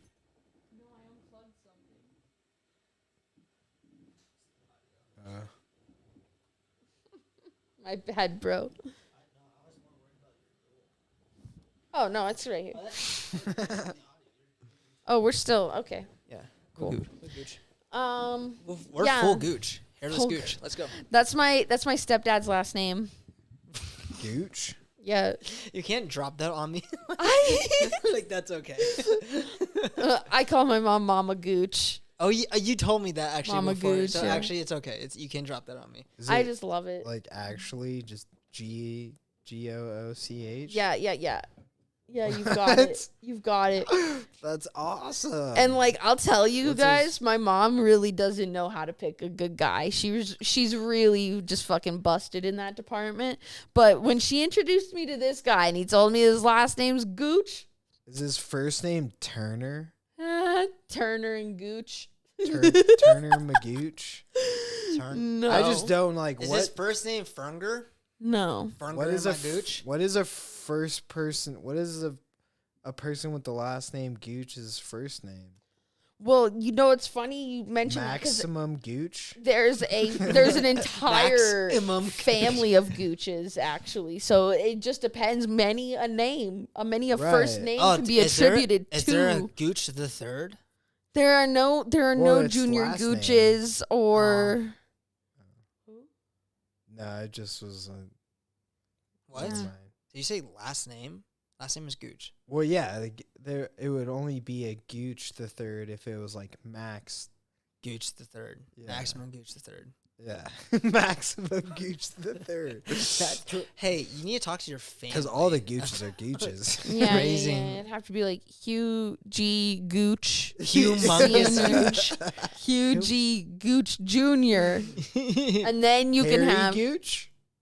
Harry Gooch. Question mark? Yes, points. Ding ding. Babe, I'm sorry, your partner has already said that answer. Richard Gooch. Oh no. Dick Gooch. Dick Dr. Gooch. Richard Gooch. Dick Dr. Gooch. Dick Gooch. I like Flappy. Flappy Gooch. You're going to name your kid Flappy? I'll name my kid Flappy. Dude, that kid is going to be picking up that nickel for a while. Say, yo, Flaptrap, get over here. Flap trap. Stop fucking with the nickel. It's glued to the ground. I'm sorry, Mom. My Yeah, bad, Mother. Exactly.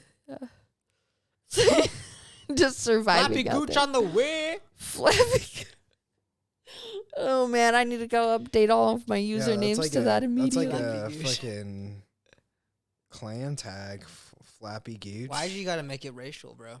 Or what's Clan tag. I think that's what the young What is kids it? just call a group Nah, of kids. Oh, I sorry. always think I have a clan- different. Or is it clan like a in mind. house? I always think FaZe clan tag, clan. but what's the name They do for, say like, clan.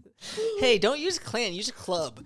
Maybe let's use a different word. I think I'm clan's s- kind I of don't- dumb. I'm still thinking of like like Call of Duty clan tag. Like I don't know what is it called. Like You're right. what's your ID name in video games? You're just your user ID. Yeah, I don't know. No, there's a fucking word for it. Depends on Gamer what game tag? you're playing. Gamer yeah. tag. Oh, Why did I gamer have to tag. say clan tag? Yeah, that's fucking racist, Gamer tag bro. is so You much got more clan on the brain, obvious.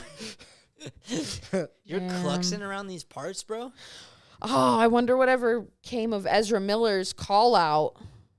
You told me about that. What Yeah, happened? I don't Is he know. dead now? No, he's still out. He's and gonna kill about. some white people. Yeah.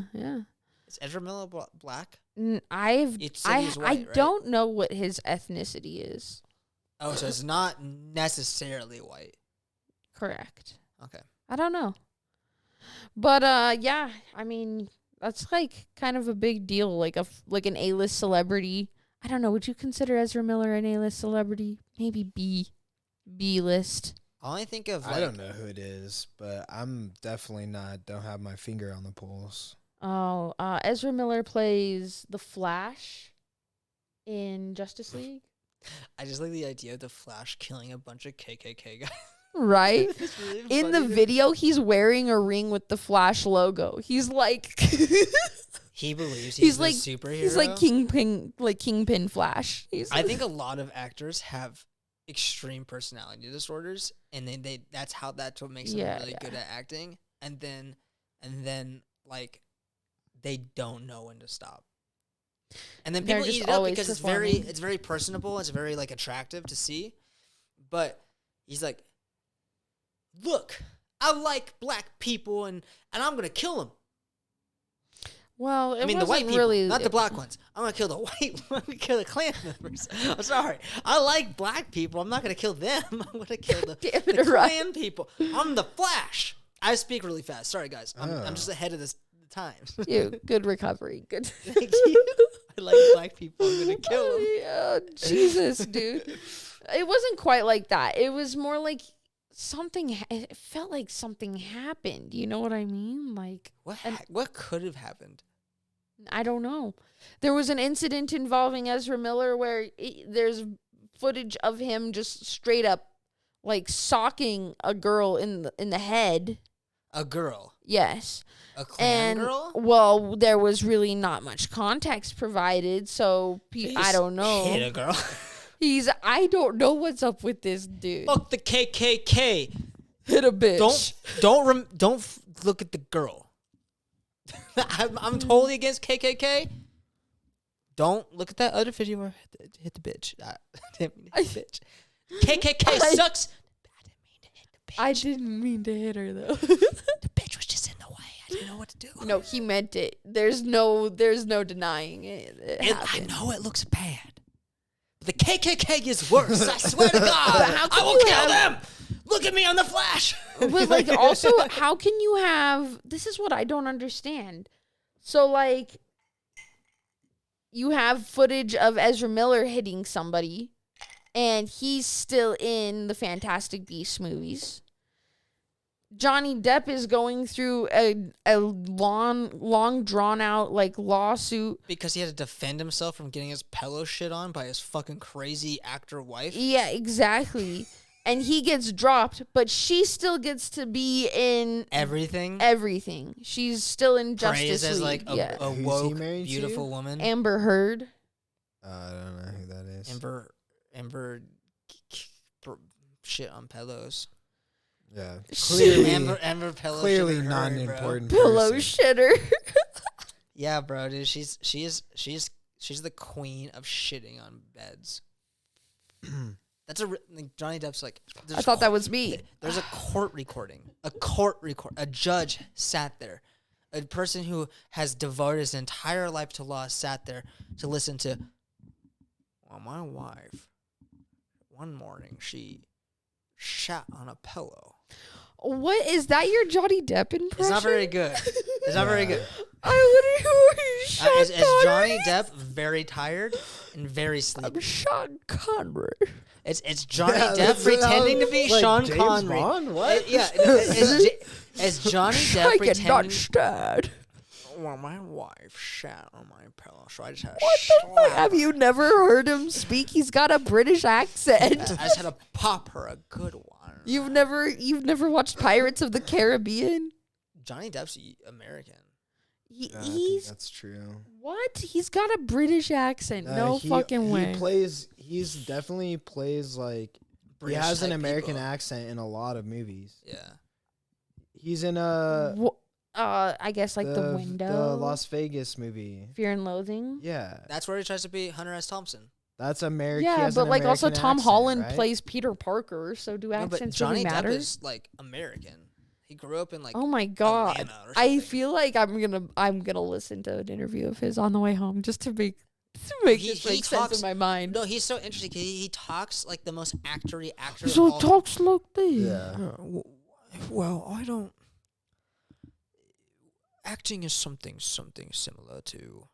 No, it's not. That's not Johnny Depp. So. It feels like it's hard to put down like exactly what He has his does. own accent. Yeah. He literally. See, that's just what I sounds think. only Okay, like him. I think did he like grow up in various places around the world and has like a goulash of accents? No, I think he just thought he was Captain Jack Sparrow.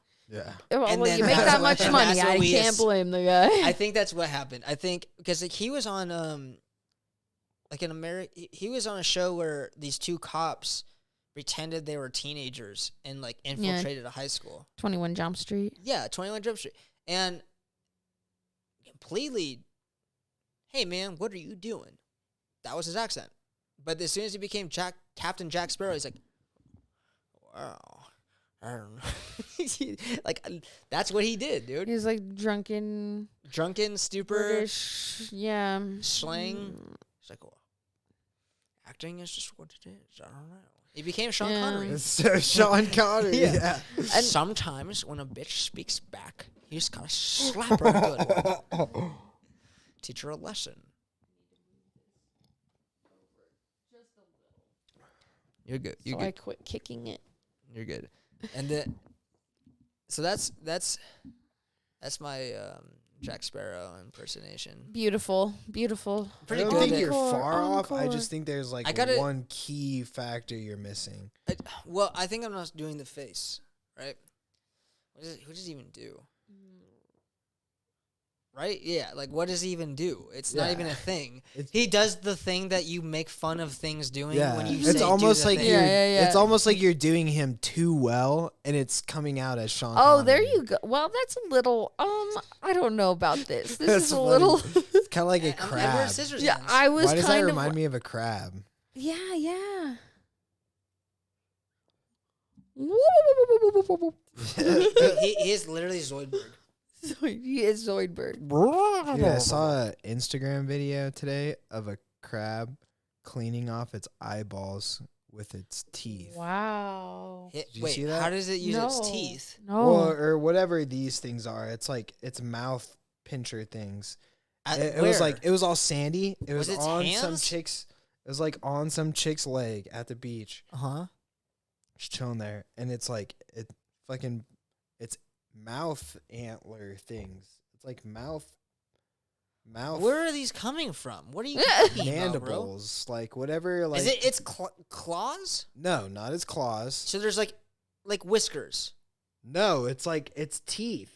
Like There's like it's things that like open up. on its mouth, Really? and its mouth cleaned off its eyes. So it like went like this, Hmm.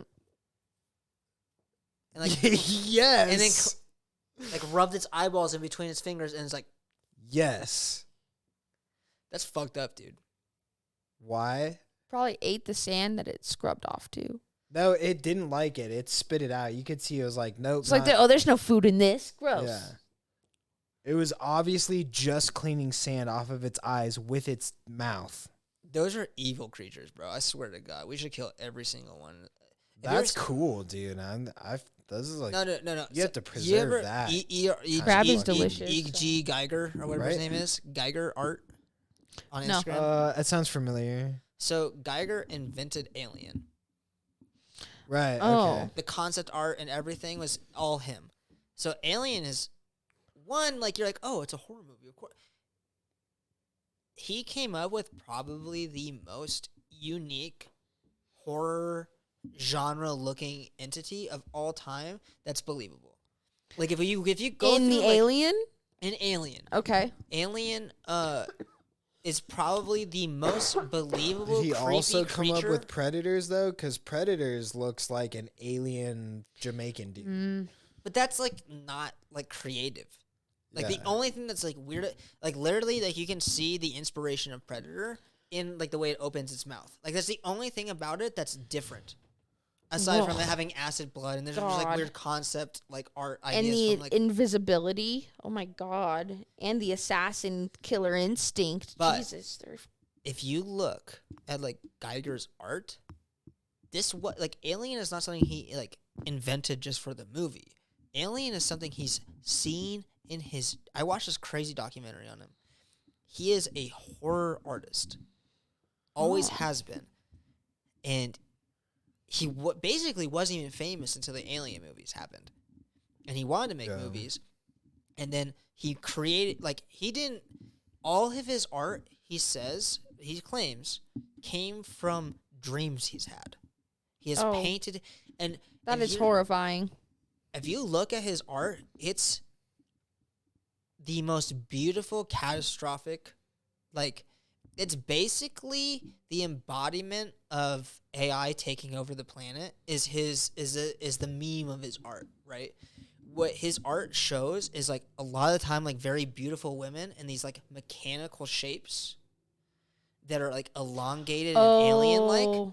I And have and seen his art actually. They're like having birth. It's to kids. it's very see it's very this. graphic. It's very graphic art. Look, I won't say it's graphic. I would What's say the it's thing? very Gee. anatomical. Yeah, but it's anatomical for things that don't exist, right? And then on top of that, it's I have almost seen his art, hieroglyphic yeah. looking. It looks almost Yeah. like an ancient culture has like It's decoded it. It's very distinct when you see his work. You can see No one else does a it. theme Yeah. run through each piece. Yeah. And it's really creepy because the documentary shows him like shaking as he like painted these things. He's Oh like God. old man. He's like, and then like there's like this. He doesn't speak English. So he's like, Bro, this is fucking creepy. Yeah. Okay. And then like the interpreter is like, I only paint what horrifies me.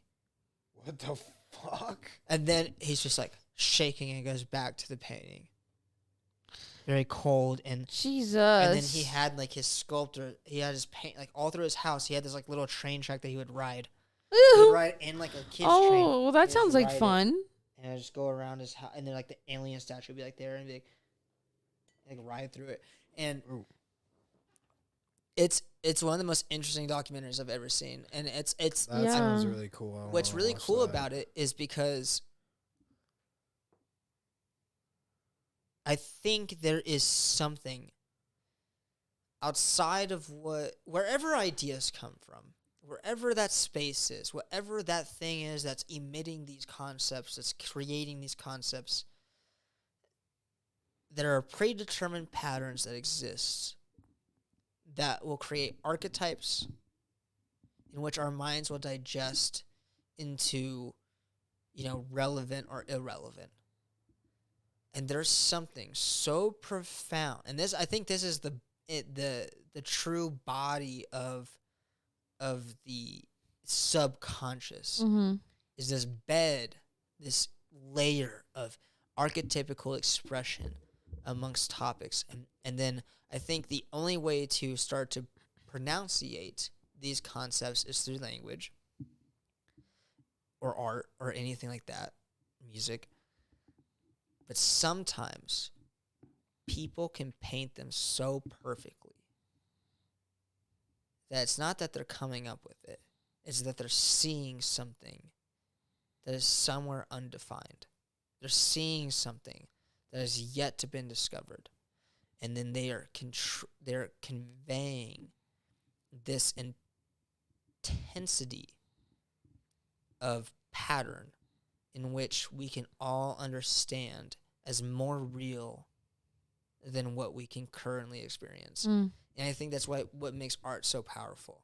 I think that's Yeah. what makes music so powerful. I think that's what makes thinking about religion the most powerful thing, other than like facts or like whatever like the fuck you should be considered to focus on, is because there's this shared experience among conscious entities that there's this infinite bedrock of untapped identity that can be expressed and experienced through our communication and our art and our music.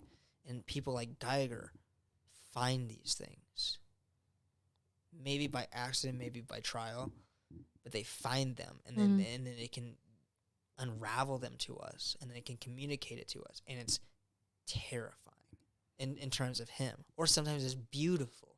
Sometimes it's so magnificent. There's no words that can there's things like the Mona Lisa. Like, why was that there?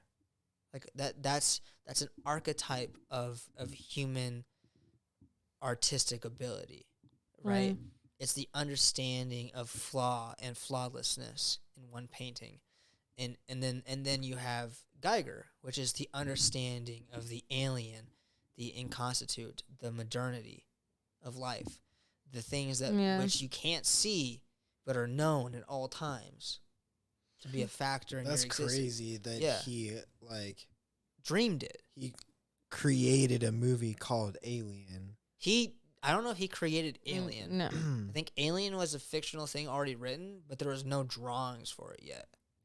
Oh, And- so And so he was consulted to come up with the identity for the. And he's like, I've been dreaming about this thing, and he like drew it out, and they're like, what the fuck? Yeah, okay, let's go with that. Yeah. This thing that has a mouth that shoots out another mouth, fucking like Yeah. eats something, Mm-hmm. bro. It's so. And that's what me and Zephyr were talking about earlier before you came here. It was like these archetypical expressions that make sense to everybody. Yeah. If you want to create good art, it's not about like rebelling against what's like current. Like that's helpful, Mm-hmm. but there is an archetypical concept fundamentally in which all people can relate. You know, Right. pain, death, birth, life, whatever. And then you put your own accent on those things. And it can't be like the same as other things. It can't be the past. So you just filter it out a little bit more to show a different side of it that people haven't fully, that people can get on board with. That if you can learn how to, so the 70s had its own filter, the 80s had its own filter, Mm-hmm. the 90s, and then the 2000s, whatever you want to call them, the odds. People find the correct lens in which to show an aspect of society or reflect upon our existence at that time. And that's what truly great art is understanding what part of the filter you're in, Yeah. how can you express it, and how does it make sense to the people that are actually feeling that. Yeah. Not just because we were talking about like if you depicted a skateboarder but you're a corporate representative and you're an actual skater, there are two different skateboarders. You're gonna have a person who's just like dressed in Kohl's clothes and has like a Tony Hawk skateboard. Like that's skateboarding, right? You like Tony Hawk. And then you're gonna have the person who's wearing like fucking skinny jeans, America shoes. He has like a foundation skateboard and like chains Yeah. hanging, and he's like cut up and like looks fucked up, and he's like missing a tooth. And I'm like, oh yeah, that's my friend Tony. He skates all the time. Like I know that. Like that's, but like you're not gonna like you're like, I don't know what the fuck that is. But Yeah. the crazy thing that we like really hit on was like the audience that's going to to push that forward is not going to be ever the corporate audience. The corporate audience rarely ever pushes anything forward. It's the sub audience where the truth lies that really pushes things to the zeitgeist, because those are the things that need to be heard. Those are the things that are unique and different. Those are the things that are really happening. Yeah. Those aren't like numbers and statistics. Those are like feelings and emotions at the most fundamental level, bubbling up from the pits of society, right? But if you are just a generic person, mom in Seattle, not even Seattle, mom in Kentucky, Oh, Kentucky's more generic. Okay. and you looked at You're not the- as exciting in yeah, Kentucky. if you looked at a mom in Kentucky and you said, which one do you think is a skateboarder? She's going to pick the Tony Hawk one because the advertisements of her life said, yeah, Tony Hawk and those clothes, right? That's her most generic, like the most probable thing that she's been shown to relate that concept to is probably Tony Hawk, right? Whereas the people who actually skateboard are riding like foundation skateboards or right. Enjoy or whatever. She would be like, I don't even know what that is. Mhm. And that's what makes it really interesting. So when you create music and art, you're trying to communicate to this archetype. And you're doing it by saying like, yeah, dude, I wear shoelaces in my pants too. Yeah. Yeah. Yeah, bro. Yeah, my board's flat on the top too. You know, that kind of shit. And that's what resonates with people, because they're like, oh, you know. For some reason, there's a pattern that happens between cultures where there's certain things that happen in that culture that are inescapable. Mm-hmm. And if you're close to that pattern, you will not be looked at as like, you'll be looked at as a part of them. Yeah. However, if you go too deep into wearing, like, you know, the fallen shoes and like the fallen jeans and like the fallen hoodie because you want to look skate rat, people are going to sniff it out. Oh, like you. Like, hey, bro, your board's brand new. Yeah. Your ankles don't look swollen. Like, what are you doing? Yeah, I don't fucking believe you. Fair. Like, it's really interesting because, like, there's two sides of it. You can either look like corporate America, Mm-hmm. you can look like a poser, or you can look like the person who's like, no, dude, I actually do this because this is my life. Yeah. And then there's something about the life, the giving your life energy to something that creates an archetype. Archetypes are created through life energy and experience. Yeah, absolutely. I think for like first good chunk of my life, I've identified it as a musician, right?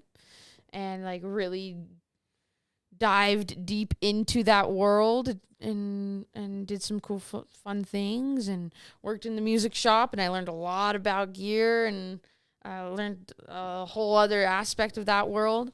And then decided I don't want. What music store did you work at? Oh, Worked at Guitar Center. man. Holy fuck! I knew I Oh recognized no. you. I knew I recognized you. Do you actually know him? Well, I know. I just remember you worked at Guitar Center. I had the Mm-hmm. craziest suspicion that you knew who she was for some I reason. Actually, know yeah, you've you met do actually before. look kind of familiar. I might have had a job interview with you. Oh my god, dude. You were so bad you didn't get hired. Honestly, it probably wasn't even you. I'm just playing. I And might you have dodged a been bullet. applying to Guitar Center and Wait, came in Zephyr.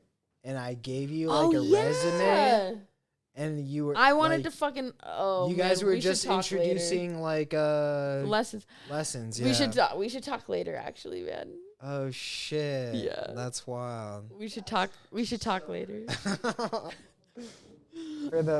I like forgot about it while doing the Yeah. podcast, but I was like, this chick looks so familiar. Yeah, man. I'm sorry. Yeah, we should absolutely chop it up a little bit after this. Do you play guitar Yeah, mostly? I play bass mostly, but Cool. that was kind of the thing I was getting at, was like that was as you could imagine, a defining part of my life. And I Yeah. decided after I left there, like, oh, I don't really want to play music anymore. And I couldn't play when I was on chemo because it hurt. So when I like tried to play after, I was like, oh, I fucking suck because I haven't played in so long. And I don't want to practice. So I like sold pretty much all Wait, my gear. You're just like not interested in it anymore either? Yeah, the passion kind of died, man. Yeah. Try Yeah. selling Gotcha. guitars to people. Yeah, How fucking annoying. it's so fucking annoying. Yeah. It's really fucking annoying, bro.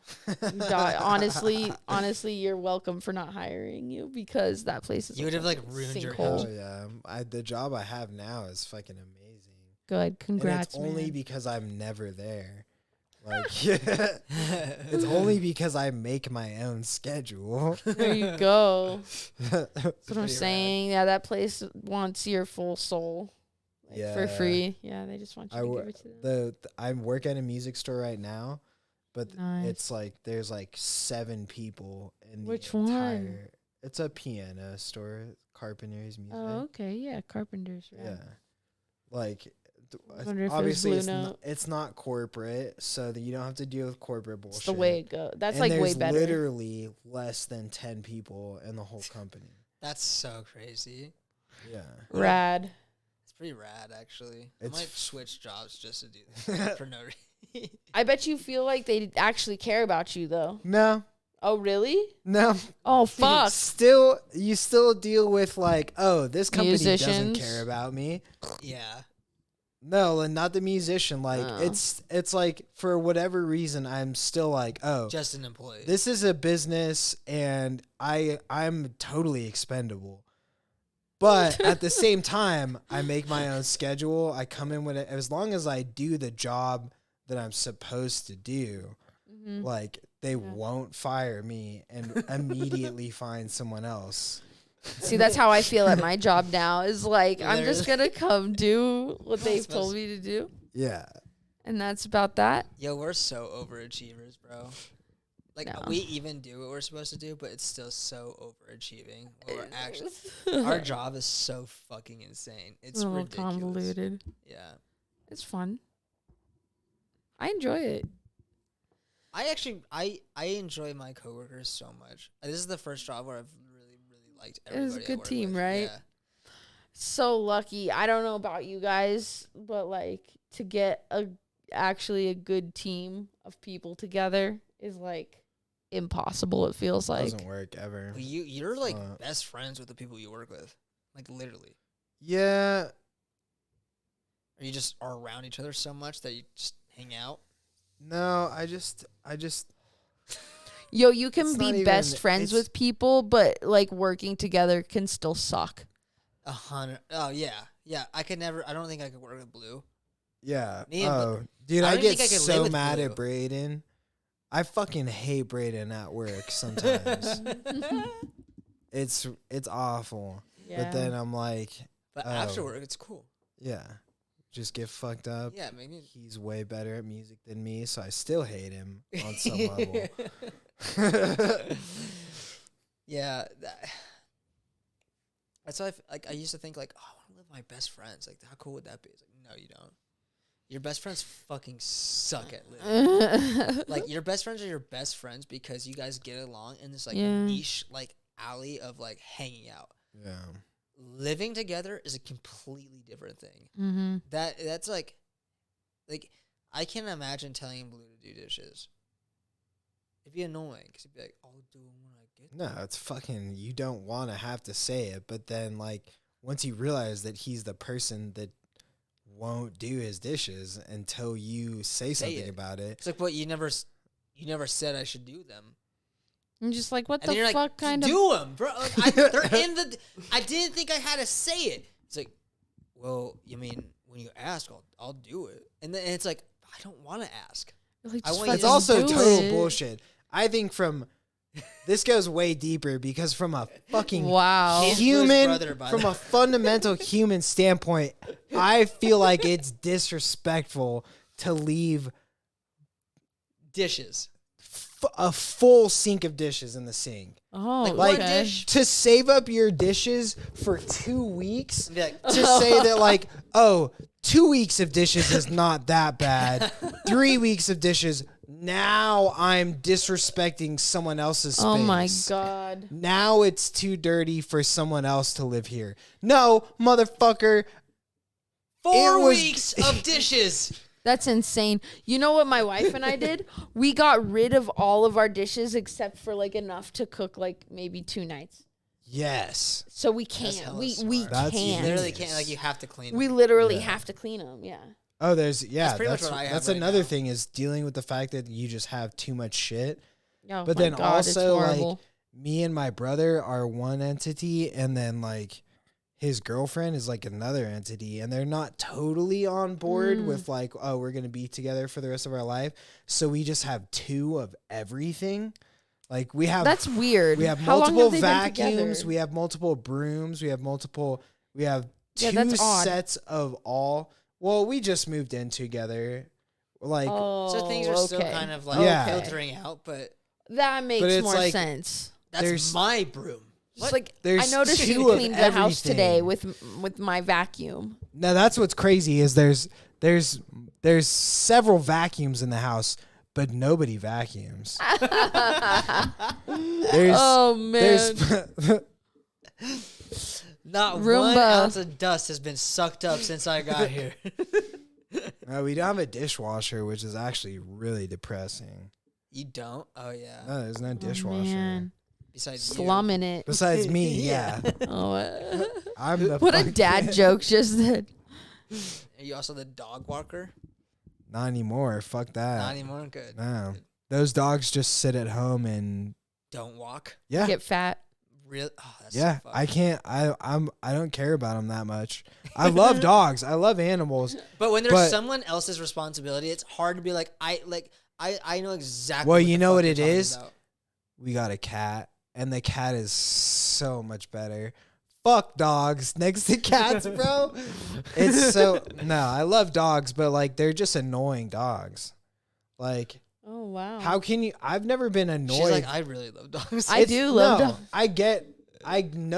I know the position you're in. I've never been so annoyed by dogs that I was like, I don't care anymore. I'd rather have a cat. I've never felt that way until like the last year of my life where I'm like, nah, fuck those dogs. I think what happens is when like the responsibility of owning an animal that isn't yours gets pushed onto you so Yeah. hard. Oh, see, that- that's lame. That's not What okay. that's the situation where Yeah. it's like, and it's not just like one. It's like three fucking Four. five dog Four dogs. That's and a then lot. like two of them are so old they have problems that like Oh. are in constant like one just shits Yeah. randomly because its vagina is falling out of its ass. Oh my God. Yeah. Same. Her nickname, her undesired nickname is Pink Sock. Oh my god, is your new name Pink Sock? Bro, you should Oh, that's so bad, dude. make you a sweater called Pink Sock is it would be pretty sick. I could do that. Would you rock a pink sock sweater? I could. Oh my God. Like a Can you- like a sweater with a pink sock on it? I remember you Yeah. told me something that made me laugh harder than I've ever laughed. Oh You were like, no. when you had cancer, you said maybe the worst part of it is that you didn't even get the color of ribbon that you wanted. What? Okay, yeah, this is some fucking bullshit. Because Please you go know how off, like Queen. whenever bad shit happens, you get a ribbon. Yeah. I'm like, I look up the ribbon for colon cancer, right? It's fucking royal blue. Like, I hate. What do I? That's like the dumbest color. I didn't know What am I, there a was different sailor? colors for. So, yeah, they're all- cancer. All sorts of things. People get man. pink. Oh, because breast rainbow. cancer is pink. Yeah. We saw one that was fucking zebra print. I was like, "Where's my fucking zebra Shouldn't print?" colon cancer be brown? Why is it fucking royal blue? There's nothing. Well, I mean, if we're going with that Going logic, down it with should the be ship, red sir. because it's. Bruh. Yeah, that's I don't know. Royal Blue is blue. first place though, right? In middle school science. That's right. That's Blue right. is the first place medal. Number 1, baby. Baby. Yeah. Yeah, baby. Yeah, but it is kind of fucked up, right? Like, what the fuck? I didn't choose this. Now I'm stuck with this stupid fucking ribbon. If I die, everybody's just gonna be wearing royal fucking blue They're gonna everywhere put it around on your me. fucking gravestone. I'm just this gonna be fucking shitty royal ribbon that you blue, hate. There'd be like one ribbon like right next to it. I'll with my dying breath be like, Sarah, I hate royal blue. I hate royal blue lip ribbons. That's what your gravestone says. And then someone's like puts what a brave person. To the very end. Oh man. And you're just Yeah. like, ah! And you're Just, like the rolling ground in my starts grave. shaking. Like thorns come up and like grab their legs See, and like that's the pull kind them of into shit the though, is that fucking actually happens to people. I know it now. You know what I mean? Isn't that crazy? Yeah. Like that happens to people, and then their whole life is just associated with this color that they didn't actually like at all. This is definitely not coming from a personal place. I will never wear a fucking commemorative ribbon like that ever. Unless that person expressed to me before they died. You know what's way worse Yeah, though? you kind of have to be into like commemorative ribbons in general. Well, that's what it is. Okay, you want to know what happened? I got cancer. The first thing my mom did, went out and bought 50 colon cancer awareness bracelets, started handing them out to everybody. Moms. Yeah. Well, that's gonna cure it. That'll work, right? Fucking Thank Jeff God for your mom. Jeff There would be Bezos really got all You'd those. have no chance. Honestly, though, yeah, that's kind of true. That's kind of true. My mom helps me a lot, but No, just fucking the ribbons, yeah. Oh, mom, yeah. It was like I don't like these. Like, This is my least favorite color. yeah, But how can you say that? You're like, thanks for supporting my cancer. exactly. Yeah. How often do you feel like you just have to like to what point where you finally like, I don't care how you feel about my cancer, I'm fucking annoyed with everything that you're doing. Like, you know, like with like the ribbons and like, I'm tired of the fucking blue. Stop. Like at first you're like, thank you. I know. Yeah. Oh no, that's not how I roll, bro. That's not you. From I the was beginning. straight up from the beginning. Like, Okay. this is my boundary. I don't like this. Don't do Yeah. that. So That's like, really because you can I bet set there's boundaries. I people- can't. So I'm just like, I bet the reason that's so popular is because some people like love that shit.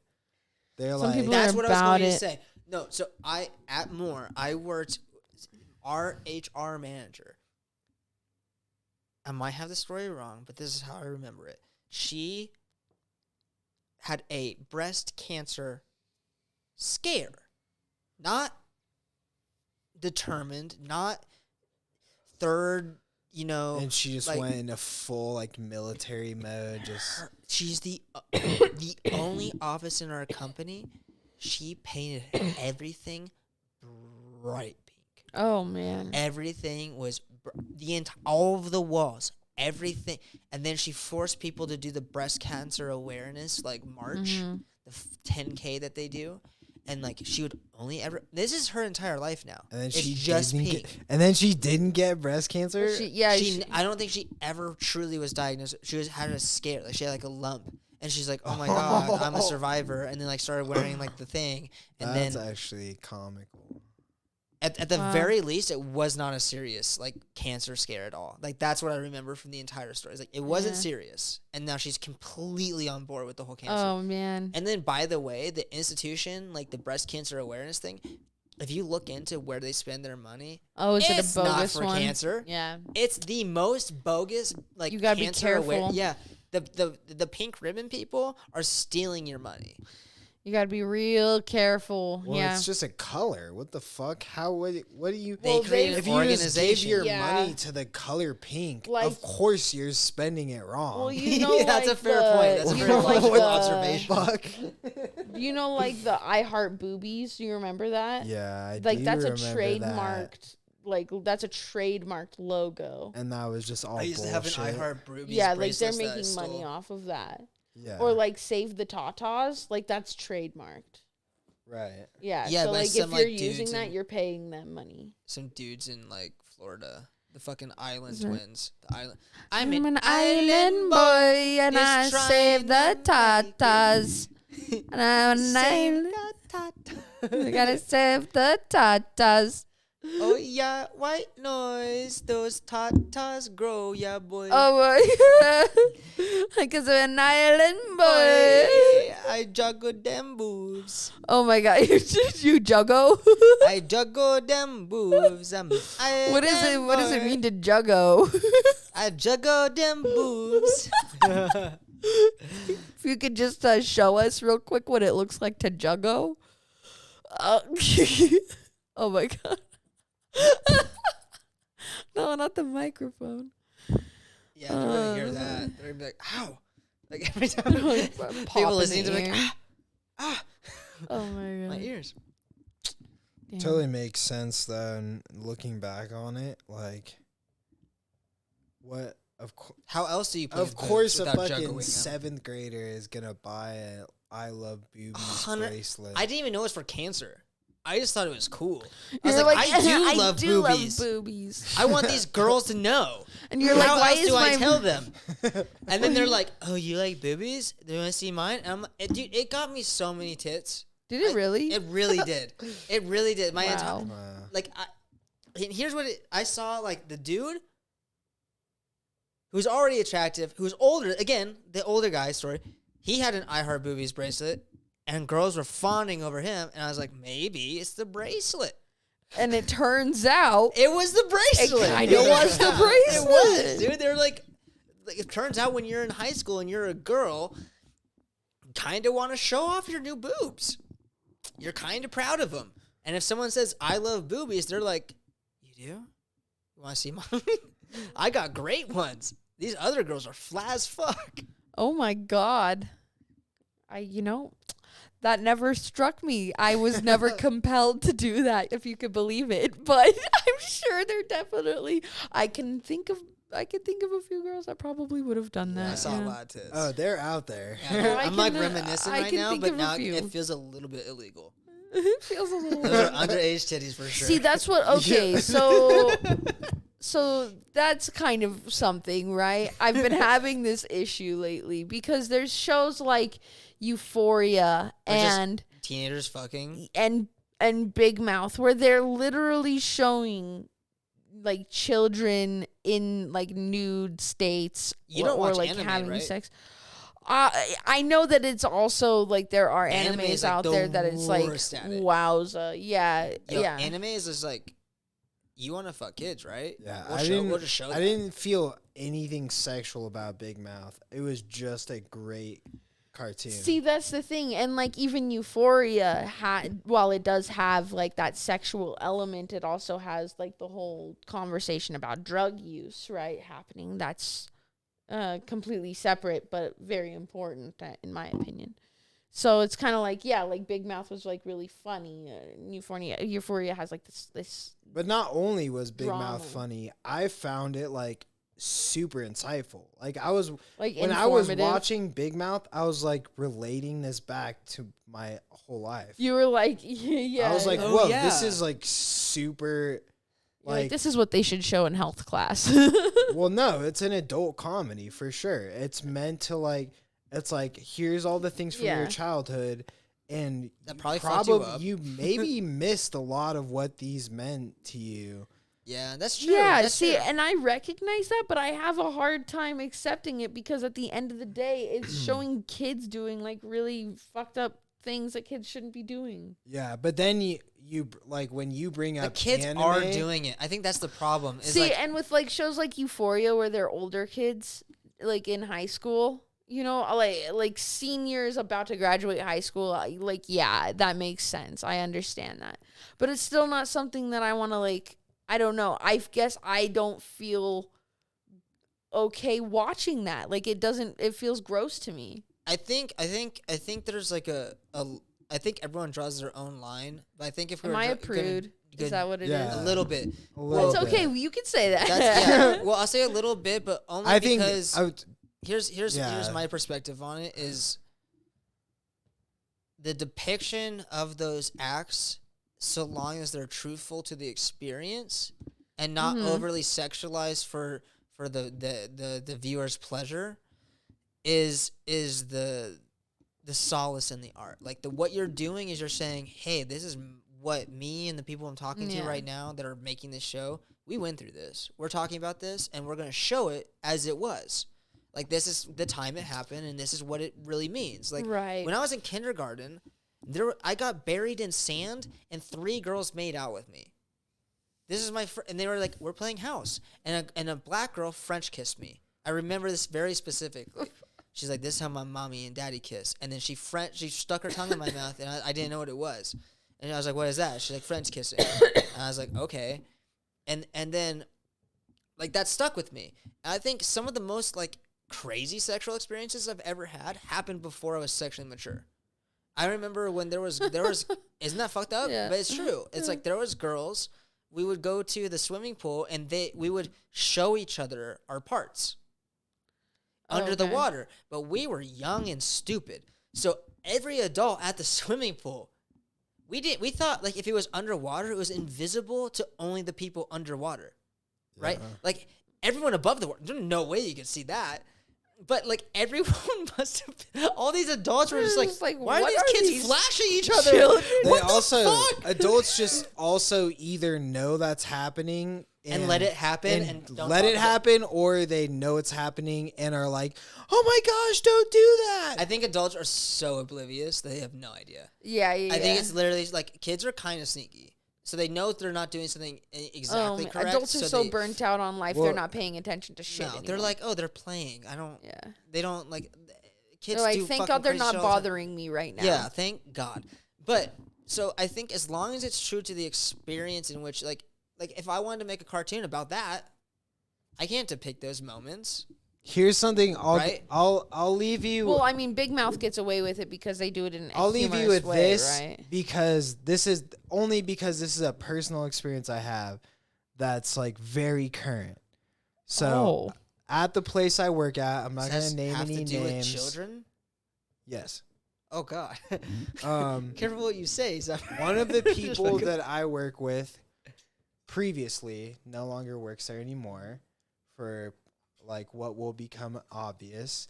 Like we have a brand new it's a music store. There's a dude who works there. He's like from South Dakota, but he like knows everything about guitars and just started running the guitar department. Been there for like a month, maybe 2 months. Yeah. Super new guy. Oh my And God. we're like I never go into the store because if I don't have a piano move, I just don't want to be there. Okay. And apparently on a very lazy Monday afternoon when there was like 2 or 3 people in the store, the brand new employee saw like one of our like super important in quotations, one of our super like important people like looking at like pedophile shit, porn on our work computer. What? On the work computer where we work in our workplace. But it wasn't porn. Actually I misspoke. It wasn't porn. It was just Anime? It was just like pictures of naked children that you could Google search. You could find, if you Google pictures of naked children, you'll find pictures of naked children. But then subsequently was Googling like sex toys and like things that made it obvious what his intentions to like were. connect the dots of what was happening. Yeah. Oh wow. I was like I heard all that I know about this is secondary because I was like, oh, he took videos of the guy because he's like one of our managers. You have to be able to like, prove that shit. Of the one of Guy the looking people at who it. runs the store like doing this shit, and I was like, I don't even really care to see that. Like if Yeah, it's that's true, wild. Give it to the police. but that's the thing. It's not child porn. It was just No. So he just Googled pictures of yeah. naked kids, So and then this is- also Googled sex toys. No, think about this. But well, I'll let you finish. the only point I'm trying to make is that like for me anyways, like a show like Big Mouth was totally not sexual in any way and Sure. only educational. But Yeah. depending on who you are, it was sexual education, but not meaning to be like, "Hey, jack off to this." It was like, "Hey, Right. look, Right. sure, yeah." yeah, But- even but more it, but so, it did yeah. but it at moments it did cross that line into Like, are you trying to just be horny? these Like, kids what- are just being overtly sexual. Yeah, and that's a fine. And line that to made cross. me even more uncomfortable. Every scene where like they make fun of the kid who's like 12 years old for jerking off like 4 times a day made me even more uncomfortable and even more aware of what that process is of growing up. And even less, it made me feel even less sexual because I was like, wow, this is really Like, this kid is highlighting how fucked it fucking up. weird Yeah, I am as a person. Yeah. So I Well, totally did it is like a interesting. perspective thing. Here's the difference, though, is your supervisor, whoever this is, not that there's your supervisor, whatever. I don't even give a fuck. Who gives a fuck who they are? They should be arrested because here's what happens: is these types of people, if they're comfortable with doing this, where they can get caught, there's many things that they are comfortable with doing where they don't think they're going to get caught. And if they're Googling like child anything, Yeah, at work like that too. they're Right? playing What the field. fuck? Yeah, no, this How guy's dumb, a fucking how pedophile. dumb can you be? It's not even stupidity. It's It's literally wanting to be it's- caught. It's is the wanting only to get thing I could caught think. because I think it's like this conflict. It's like I know I'm doing something wrong. I may be probably fucking kids outside of work, or I'm doing things that are very, very close to that, and I might fuck a kid. And I think your friend, if he has that video, he needs to show the police immediately. Yeah, that's wild. That's weird. You know, there was a dude that I used to work with who Did the was same really thing. weird, and there was some like kind of weird things that happened where said he had like his guitar stolen by some gangbanger, and we were like, why didn't you call the police? He was like, oh, I don't want the police involved in my shit. And like his roommate's car got stolen this one time, and it was like they didn't want the police involved then either, and it was really weird. Well, come to find out, dude was found with like a whole fucking, he was found with like 2 terabytes of child pornography. How? A What? terabyte, bro! A terabyte. 2 is terabytes? And that, 2. Dude, so think about a movie. That's and like all of child porn. That's like all the porn. dude, that is scouring every fucking facet of the. What? Dude, imagine I a think 2 he was terabyte selling video it. game. I think he was selling it. I think that's why he had so much. I think he was selling it. Just collecting and selling. Ugh. Yeah, just mining and selling it. Is what I Oh think. my god. But like, yeah, like, and this dude just worked with us. Like, it was Yeah. kind of weird, but we were like, okay, I guess. I've met people who've given me that vibe before, where I'm like, what do you? Oh do? man, now that I've met it, it's like, It's like you can see it. Yeah, now. Like yeah. it's kind of like once you've like recognized a vampire, you're like, oh, a vampire. I see it all the time. Yeah. Yeah. And it Don't let them in. Yeah, it colors every interaction you have with that person. 100%. I've met a person where it's like, we were just in high school and he was joking around like, oh yeah, like watch this, like we were like looking at 4chan, he's like, check this out, and he kept going to like the kids thing. He kept clicking on those tags like, look what you can find on here. It's just child porn. He's going back and then, oh look, you can man. keep finding child porn, and I'm like, all right, dude, I get it. He's like, Like- no more. You can keep finding it. I'm like, okay. It's like it's everywhere. It's great, isn't it? I'm like, what? Oh man. Like it kind of sounded like it was a joke, but I was like, dude, I'm pretty sure you're into this, and like you specifically look for this shit. Like that's the vibe I got. Like you scour the internet to find. Like, How how old do you were even you? know where this is? Like how did you know what thread to setting click on? is this in? Yeah. And I get like when you're 13, you'll find anything. Like I've been all over the internet. Like it happens, but to like boast to your friends, like Yeah. it was just one of those things where I was like, This is like a weird. yeah, like what the Doesn't fuck are you feel doing? right. Yeah. Dude, yeah, that kid was fucking fucked up, but he's still good friends with Man. a lot of my friends. It's just weird. I can't say anything about him because I don't know if anything's true. But that vibe I got was just like, I fucking hate you. It's weird how your gut tells you things sometimes, huh? It's weird how it just tells you and not other people things. Yeah. That's the weirdest part, where it's like maybe like that's why it's hard to trust your gut is because sometimes you're like, no one else sees this. Right. Am I crazy? Yeah.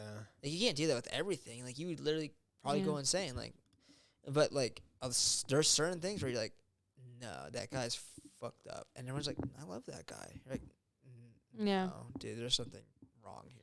It's my wife has the most insane sense to her. Like she's never been wrong about a person yet that I've seen. Even in times where I feel like I've got a pretty good gut. Like even in times where I've been like, okay, yeah, this is all right. Hasn't been. She was right about it. It's kind of weird. It's so weird, right? But she's also like very she's very quiet and observant. So like we'll go out and do something, and when we leave, she'll tell me about things that I didn't even see happening around me. But she picked up on them. You know what I mean? Just because she's remember that quiet. guy like holding that thing that way, and you're like, Yeah, exactly. No? And I'm like, what? what And guy? she would have heard this conversation, so now she knows this thing. Yeah. And so she just picks up on so much simply because she's not as loud and obnoxious as I am. Like, no, I was busy being the center of Exactly. entertainment. Exactly. People wanted the jokes. What are you offering? I was doing the jokes, The goofs. the goofs, the gaffs. But yeah, no. So it's interesting to see her like how her gut tells her a lot more than mine does, just because she sees more than me. I think it's I don't know if it's a lot more, but it's certain. It's like the willingness to invite certain things. Yeah. Like you maybe you like naturally deflect people, whereas she has to kind of like think about the people she would deflect more, or maybe you wouldn't naturally deflect people and you wait till they like maybe fuck you over, and then you're like, okay, now I can judge you. Whereas some people are like, I've been fucked over too many times. I need to Right. do this beforehand. I can't keep getting fucked over. But I do want before we close this out, I do want to get down to maybe the funniest story I've ever heard. Oh no. Okay. So how do you want to like start this? Because I know you know what I'm thinking. I don't know what you're thinking. So there. So I guess you got to start it. I'll I'll give you one word. I'll cue in here. Candy bars. Oh no, I really can't. You don't want to tell this story? Oh my god, this is pressure. I feel no, I can't. Not yet. All You're right. gonna have to have me back on in like a year or so. Okay. We'll tell in a year. The wound is too soon, but We laugh about this. I mean, and the most fucked up way we year. laugh about it in like a traumatic we like just sorry. laugh about this. Look, it's absolutely horrible. It's a twisted, horribly fresh wound. Don't keep describing it if you're not gonna talk about it. I'm trying to make you understand why I can't. Don't because give it's- me more good adjectives that make me want to hear the story if you're not going to tell the story. Stop being so good at telling the story and then not deliver at telling the story. So, Okay, I'll tell you the fucking story. All right. Here we Okay, go. that's what we wanted. But I need to express something, which is that I feel really, really bad. No, this is like a serious thing. It's real and it's sad, but with time we Yeah. can laugh at things, right? Like this is it's such an absurdity of what the context is. Look, I will explain how I found laughter in this situation. But anyways, there's this little girl that lived in our complex, right? And we like always kind of all watched out for her because it was obvious she didn't have like the best home life and whatever. She was always out like in the parking lot by herself playing and shit. So like the kid, like people are living in our complex would like hook her up like around Halloween with like full-size candy bars, right? You know, she'd go around and just get a shit ton of full-size candy bars from everybody. But she also had disabilities, right? It would appear so. I can't say for certain. There she might have seemed like A little autistic or yeah, like so something. you like wanted to she look out for definitely her wasn't extra. a full cognition. yeah, you wanted to look out for her extra. So like we all like we're always trying to like be nice to her and everything, right? Well, this is where this story really does turn tragic, which is that she passed away, right? How many years after? Like what how long? It's just fairly recent, like last year. Was it really last year? Yeah, Oh damn, I didn't know that. this past year. So she passed away from fucking diabetes. So we've been giving her like oh fuck! Oh shit! What? This poor Oh Yeah, went into diabetic no!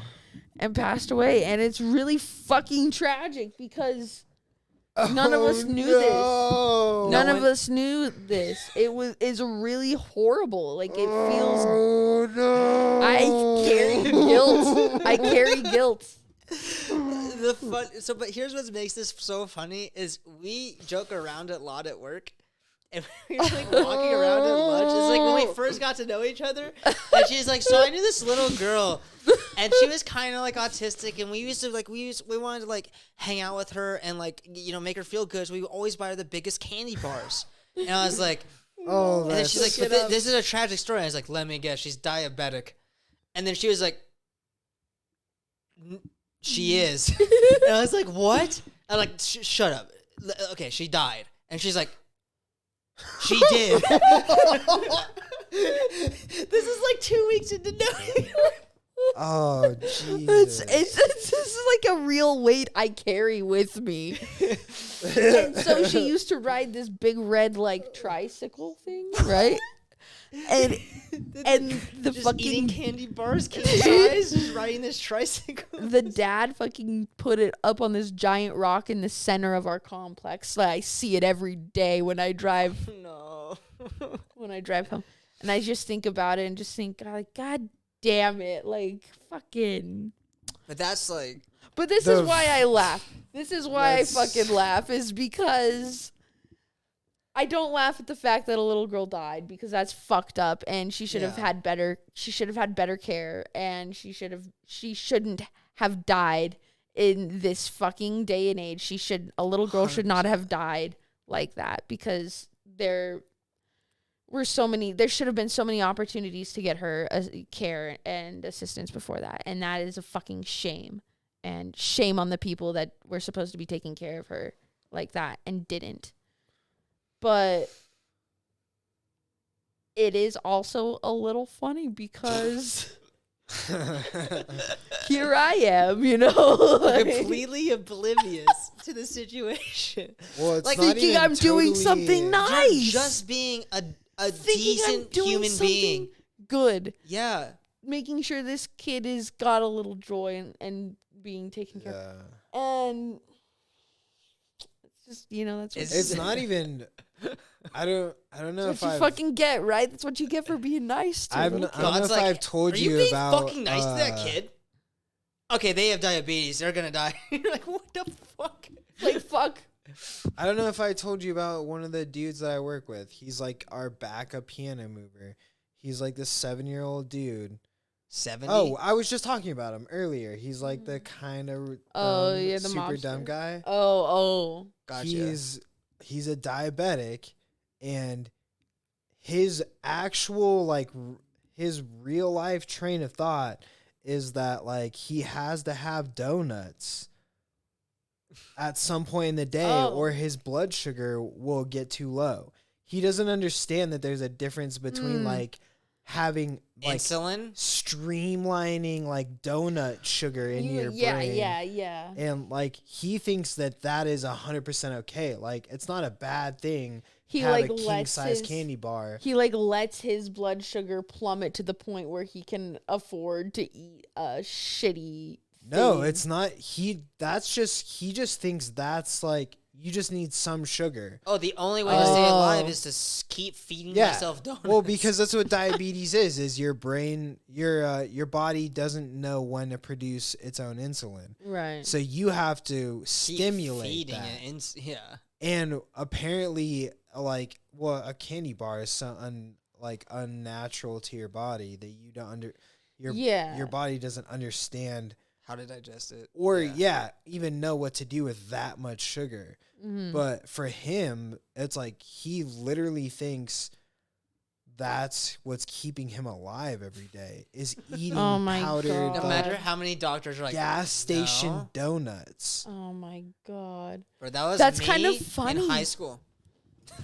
And and to some extent, he might be right because he's been doing it for so long. Yeah. If Oh my he tried God. to get some other source of nutrition, Might die. his body might totally reject it. Yeah, he might not be wrong.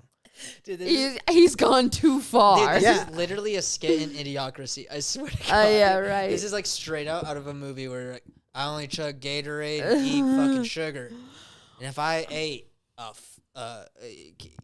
No, yes, this Leaves. is super close. God This damn is it. Fucking people are oblivious though half the time. Like before everything started to go into shit with me, I would eat like a bag of flaming hot Cheetos like a night. I would get Cheetos and play video games. oof, that's dangerous. I'm like Yeah. I'm starts like to hurt after a bit. Yeah. literally shitting blood, being Yeah. like, "Oh, it must be the hot Cheetos." Yeah. No. No.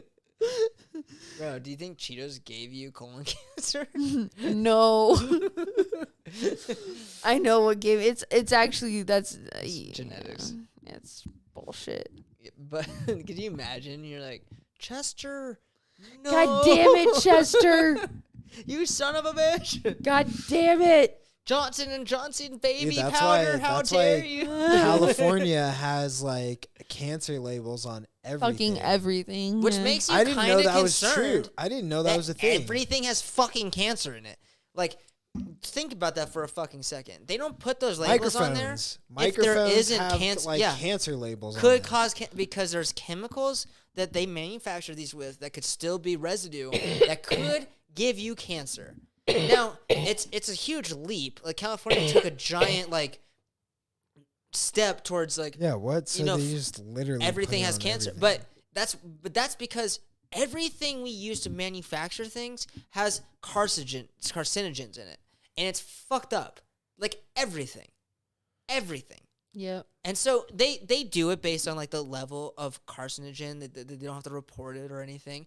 But Californians, like as crazy as they are, like thank God, because it wakes you up to the fact that holy shit, everything's manufactured with these toxic chemicals.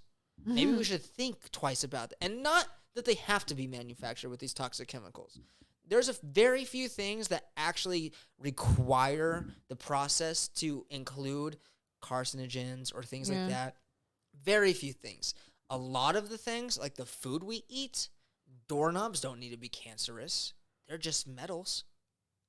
I mean, if the metal itself is carcinogenic, sure, but don't use it. Don't use a lead doorknob, right? Yeah. Like, copper is not going to give you cancer unless, I don't know, maybe you injected it directly into your fucking nervous system. No, that's how you become a super villain. Yeah. Copper. Copperhead. Copperno. Copperhead. You become like a copper metal snake. Copperhead. My name's Copperhead. And then the guy's like, I'm gonna beat you, Copperhead. He's like, Ew. That's so gross. you hate snakes. Ew, that's my worst nightmare. I'm gonna slither up your pant leg. Oh, Superhero guy. buy a girl a drink first. Whoa, Copperhead. Stop me tooing me.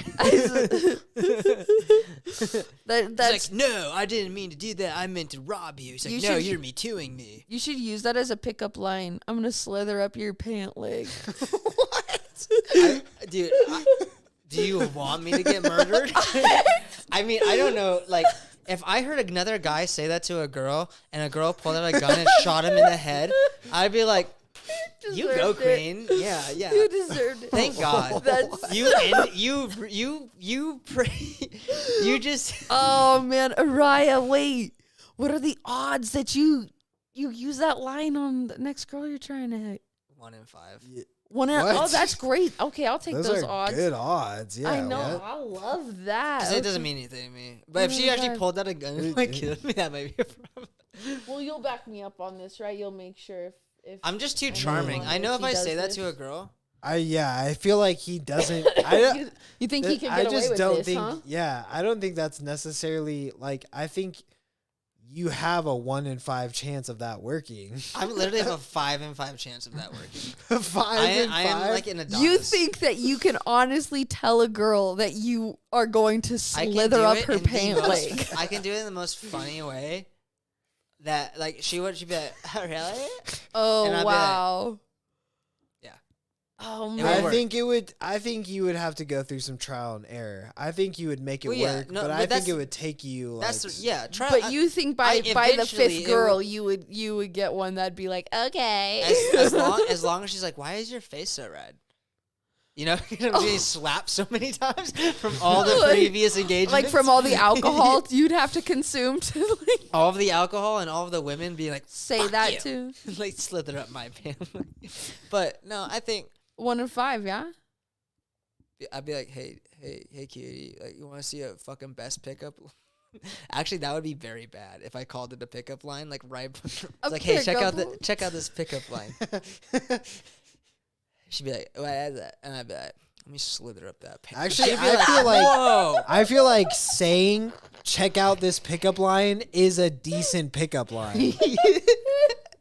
It's pretty good, right? Like it doesn't matter what you say after that. Yeah, like, hey, let me shoddy. try this pickup line on you. So That's shoddy. actually Let me slither like that pant leg. kind of clever. Your pants looking loose. It looks like I can slither up them jeans, girl. Not that part.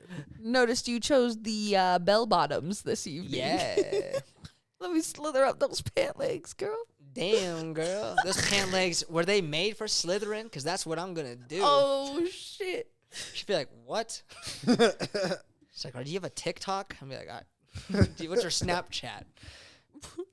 That's literally Slither up. That's how boring talking to girls is these days. It's like you Really? go talk to unless you meet like a really interesting person, but the majority of girls I've like talked to when I'm drunk, it's just like,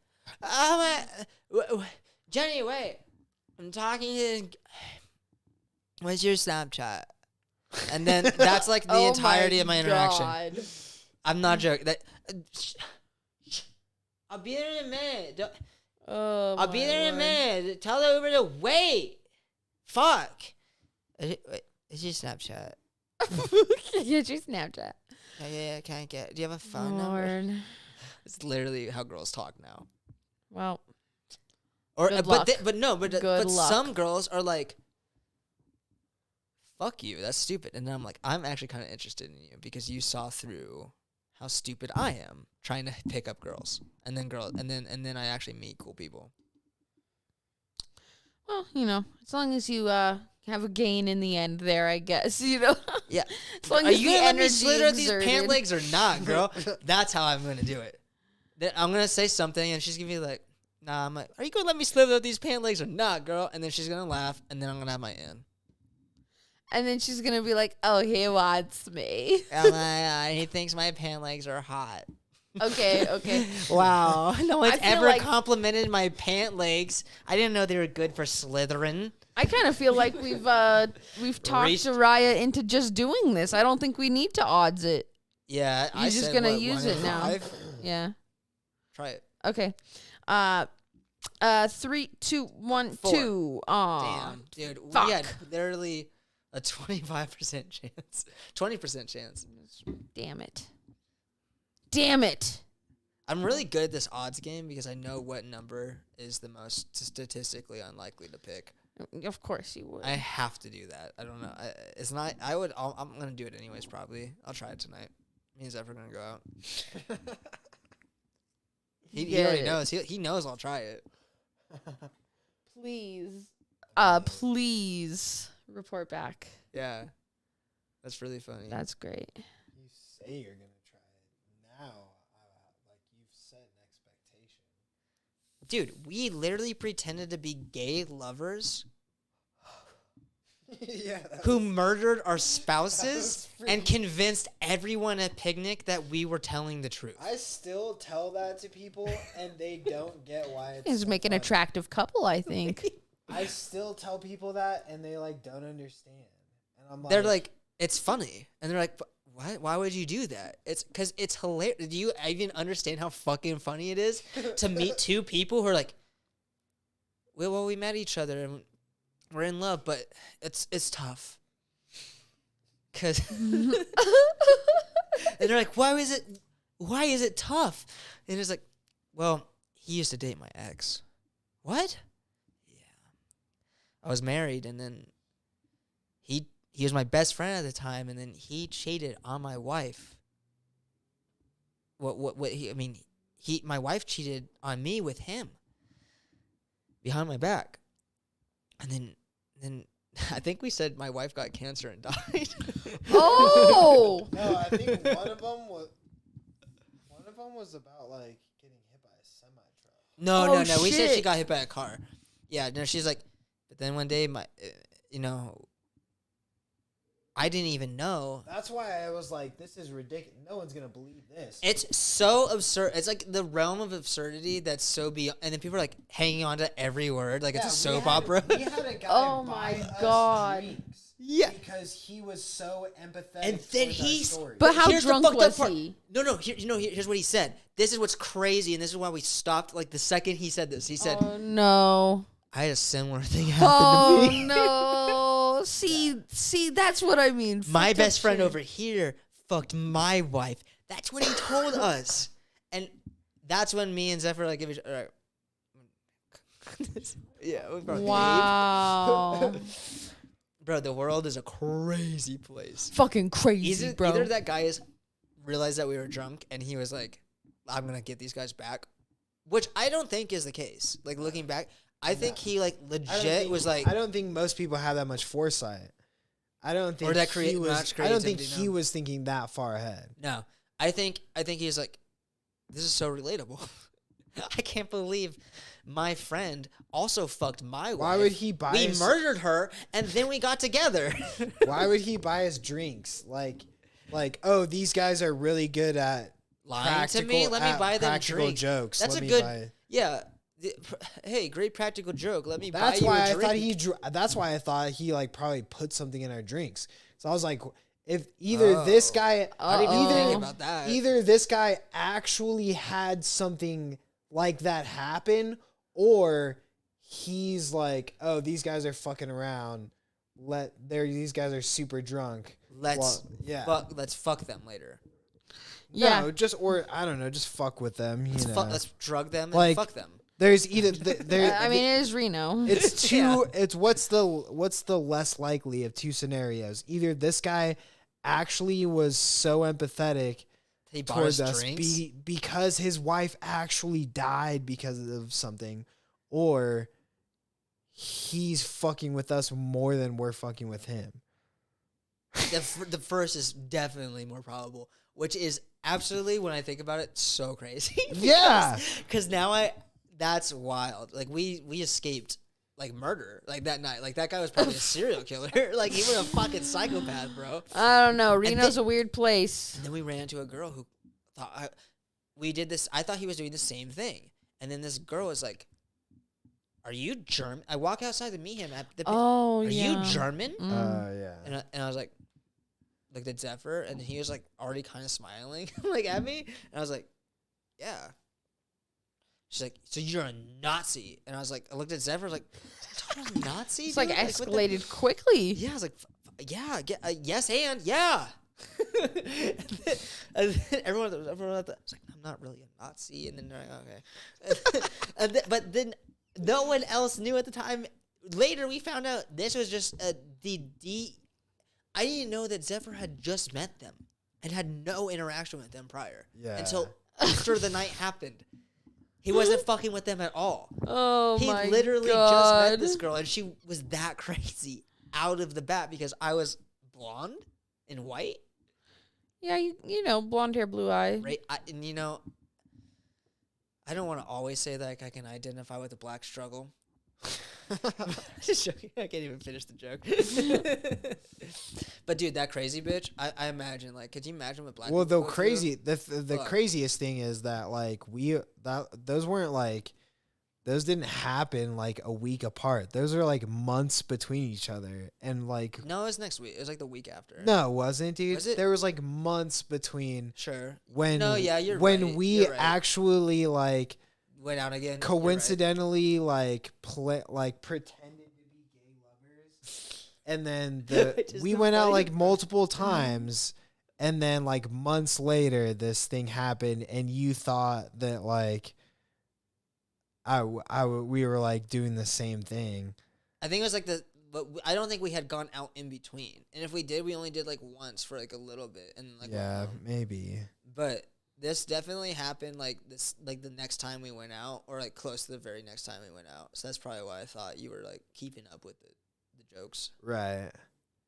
Well, it's fun to do. Like I would. Well, yeah, you I gave get it. you fucking went with it as soon as you're like, oh yeah, I guess you. Well, that's what Dude. I'm saying is like I was so This convincing. motherfucker, dude, she was getting crazy, and then And I didn't he almost understand. convinced me that I was like, is he just betraying me? Yeah, right yeah, now? I was like, what is? I he? didn't think You're like, you I'm on were- my own. I didn't think you were thinking that was what I was doing. I thought I don't know what I was thinking. I was You like were just doing I it, you son I of a was bitch. like I literally was Really like funny? I don't understand what's happening, but she's going like she's fucking crazy, so I'm gonna go along with it. And He's like, why are you a Nazi? You're like toying it. I'm like, dude, you're my only proof that I'm not actually a Nazi right now. You fucking Nazi, answer for yourself, bro. He would scream, and then like you would just see the girl's eyes like sink into the back of her head as she just like confirmed her entire existence onto me, bro. I totally helped. I knew he was laughing. I He was totally dying helped inside. convince horrible. her that you were a Nazi unintentionally, because I just wanted to fuck with you. But then she was like, then it got "Oh, real, dude. She this guy started attacking me. definitely is a Nazi." Dude, she like would grab. She's like, "Come here," and then I was like, and it was like half, almost like she wanted to kiss me, and then she's like, "You're a Nazi," and I was like, "It sounds like you like that's Nazis," and then she's horrible. like, Oh, maybe I do," and I was like, "What?" It's like, maybe you're crazy," and then she was like, "You're a Nazi," and then she would like go really deep into it. It was fucking it was wild. And then I just felt bad for her because like at the end of the day I was like, you know what, maybe this isn't the best way to handle someone who's like literally should not be out right now. Like she Yeah, might yeah. like someone could easily take advantage of her. It was She's not it was a stable person. It was a weird scenario to be a part of. yeah, so I was like, Because look, you do like you're super uncertain about this person's mind state. You're like, do you- what is and then what's he going on in left. this person's head? he left and then the girl came back and I was like, hey, come sit with me. And then because I wanted to like just talk to her. I wanted to make sure she was okay. Some guy was kind of like warming up her seat, but it was like really hot and I was like getting concerned, like, are you just trying to hurt her? oh, He's like putting this fucking metal stool into the fire and like heating it up. He's like, come here, like almost like, yeah, fuck that bitch crazy, watch this. Like yeah. I was like, dude, don't fucking do that. Like, and I was like, told her to come here, and then that was a whole big thing. Like, her even coming next to me was like, wait, you want me to hang out with a nut? And then she finally came over to me, and I was like, look, like, let me get you an Uber home. Yeah. And then she's like, can I tell you something? I was like, what? What are you fucking going to tell me right now? Confess. And then she like handed me her phone. She didn't even say anything to me. She just handed me her phone with the, you know, like the dial option. Like the, Oh, like put your number in. yeah. And then I was like, No. no. And then she's like, I was like, no. She's like, do it. And I was like, no. She's like, Do it. well, I guess you are exactly what I thought. Like A that Nazi. yeah. Nazi. Yeah. And I was like, no, like I just like look, like I want to be very clear with you. I'm going to sleep in my bed tonight and I want you to sleep in your bed tonight. Like that's what's happening. I will get you an Uber so that happens. And then she was like looked at me like really deep, like really sad. Like I saw that she saw what I meant. Mm-hmm. Like it got through to her. And she's like, I got to tell you something. I was like, what? I love you. And I was like, Oh. no, you don't. Well, I see. You're What not, was in, first you're not sight? in a state Here's to the love me. thing. What does that mean, though? No, but she said, it's a. no. She said, I love you, but. And this is, so first when she said, I love you, like, no, you don't. I cut her off. She's like, I love you, but. And I was like, but what? But you're going to die tonight. Right. No, this is exactly what I'm like And she trying to kept get saying, at. you're going to die tonight. What sort of mind state is that person in, dude? No, it's A bad one. When you It's- say I love you, what is she really saying? And when she says you're it's- gonna die It tonight, can be a state of mania. Like that can literally be mania. So she can have a manic episode or it can be schizophrenia. So she could also be schizophrenic, which schizophrenics are prone to manic episodes. So what happens is they are very agreeable for certain situations, and in anything that their mind like conjures as like a possibility, they run with as the truth. And so mania is like having like hyper dopamine, and you feel really ready to do anything, and so she's like, you're a Nazi. And then when she heard people laughing at her, she didn't really understand like why it was wrong, but she knew it was wrong, so she stepped back a little bit. But then the maniac, you're a Nazi. So I don't know. I would probably classify it as like a bipolar manic episode, I feel like even when you or she was schizophrenic. But I didn't see even her when you talking to say people. those things though, you're like, nah, I don't know. I would just. You think she was a normal person, just acting weird? I think schizophrenic people are normal people. Yeah. Okay, wait. I think alright, wow. bipolar people are normal people. Wow. Okay. Yeah, I man. mean, No, I'm just- neurotypical, sorry. No, I'm not. I'm not trying to like make you Yeah, feel I'm shitty fucking about with you. saying that. I'm just with you. like, I think What is the anybody's. mindset? I think Like, how did- anybody's capable of getting into that mindset. I know I'm probably capable Yeah. of achieving that like fucked up state of mind. What they're neural patterns, right? So all that constitutes that sort of relationship between you and reality is literally the firing of neurons and the pattern in which they fire. So between different brain regions, if you wanted to get more specific, but essentially what is happening is there is a pattern or a rhythm that's happening between some set of neurons that communicate between how you're receiving reality and how you should respond to it. And sometimes that gets fucked up. And people, it's not that even their interpretation of reality is fucked up to their internal state. They're probably responding appropriately for the situation. It's just that the situation is not being Maybe conveyed appropriately to them in terms of the context of everyone else around them. it's probably hard to figure out what's more because it's probably a mixture of how the way they're interpreting it and the way that the environment is affecting them, and it's probably hard to figure out which is affecting them more, or like it's like obviously some arbitrary mixture of the two. Yeah. Yeah. And what happens though is there's a neurotypical way that the brain communicates to different regions that's going to prevent things like that from happening. So asocial interaction is very rare in terms of the scale that she was doing it on. So she was acting so asocial in terms of like literally like not she was going off the rails on social norms, even though like if I was really a Nazi, what she was doing was maybe not that insane, right? Like maybe if you thought you were like, she was confronted with, acting like, a true heroic. Nazi, If that was the real life situation, she's being the hero in that yeah, case. and then if you thought Nazis were like mythical entities that had powers, like she kind of seemed to like. It was weird because she kind of seemed to think of them as like beyond this identity of a thing, right? She was so because she was acting so sexual about it. It was very weird. It's very weird, and she was it's weird that you so, picked up on that too, like, because how do you like? Are you? Well, she was grabby, right? And then it seemed like she wanted to hang out with me, even though she hated me for being a Nazi. And that's when I was like, so do you like Nazis? And she was like, no. And she like wink at me. And I was like, what the fuck is that? Like, did you just wink at me? And we were yelling this across an audience of people. Yeah. And then, so it could have been like an insecure reaction to like the fact that she's on display now for her outburst. And then that can dissolve the state of whatever you're doing. But that's why later I was like, hey, just come talk to me because I don't know You're what like you're going through, but recognizing. yeah, like whatever is happening to you, like that before was crazy and whatever, but now I've had time to think about it. Not the best way to like engage who you are as a person because it's unhealthy for you. So at first it was fun and playful, but then it got to the point where I was like, oh, you might get hurt tonight or you might hurt somebody, and I don't like want that to happen. Yeah.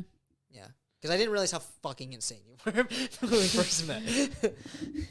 Well, and that's why I like to stay home nowadays, you know? Yeah. Is that why your podcast is called? Stay at home. Your podcast is called Stay at Home. You had one opportunity to Stay say at home. the Stay No. at Home podcast. Oh, That damn. sounds good. That would be a good the stay at home The podcast. Stay at Home podcast. That's a good podcast. You just Yeah, do that's Zoom good. interviews. You don't even pay attention. Oh You're just man. like playing with your cat while someone's talking. Dibs. Stay at Home podcast. A stay at home podcast. Stay at Home podcast. Who's your guest? Guy over there. Some guy at Zoom his call. home. It's like, I'm sorry, I didn't. I know it looks like I'm a cat right now, but I promise you, I am not a cat. I'm Have you seen actually that video? no. That's a video. It was a court case where a lawyer had like a cat filter on his face. Oh yeah, I haven't seen that. He's I like, promise. Yeah. yeah, I promise, I am not actually a cat. I am a human. And the transcriber is just like, I fucking hate my life. I'm I'm not actually a cat. I I am a human. human. Oh Legal shit. documentation is so. Dude, I bet there's some fucking gems in legal documents, dude. Oh, surely. Oh. 100%. Things But- people say. But yeah, no, that's not the name of my podcast What or is your what po- it's about. What's your podcast But called? yeah, you can check out Couch Lock with me and my buddies Mike and Clint every other Sunday. Spotify. Hit us up on Instagram at CouchLockNV. Yeah. Hell yeah. Love movies. Thank you, Rachel, for being with us. That is the Go Show. Thanks, guys. Wow, what a fucking episode. That was fun. Thank you. Tune in again next week, next Friday. That's live every Friday. Love you guys. Bye.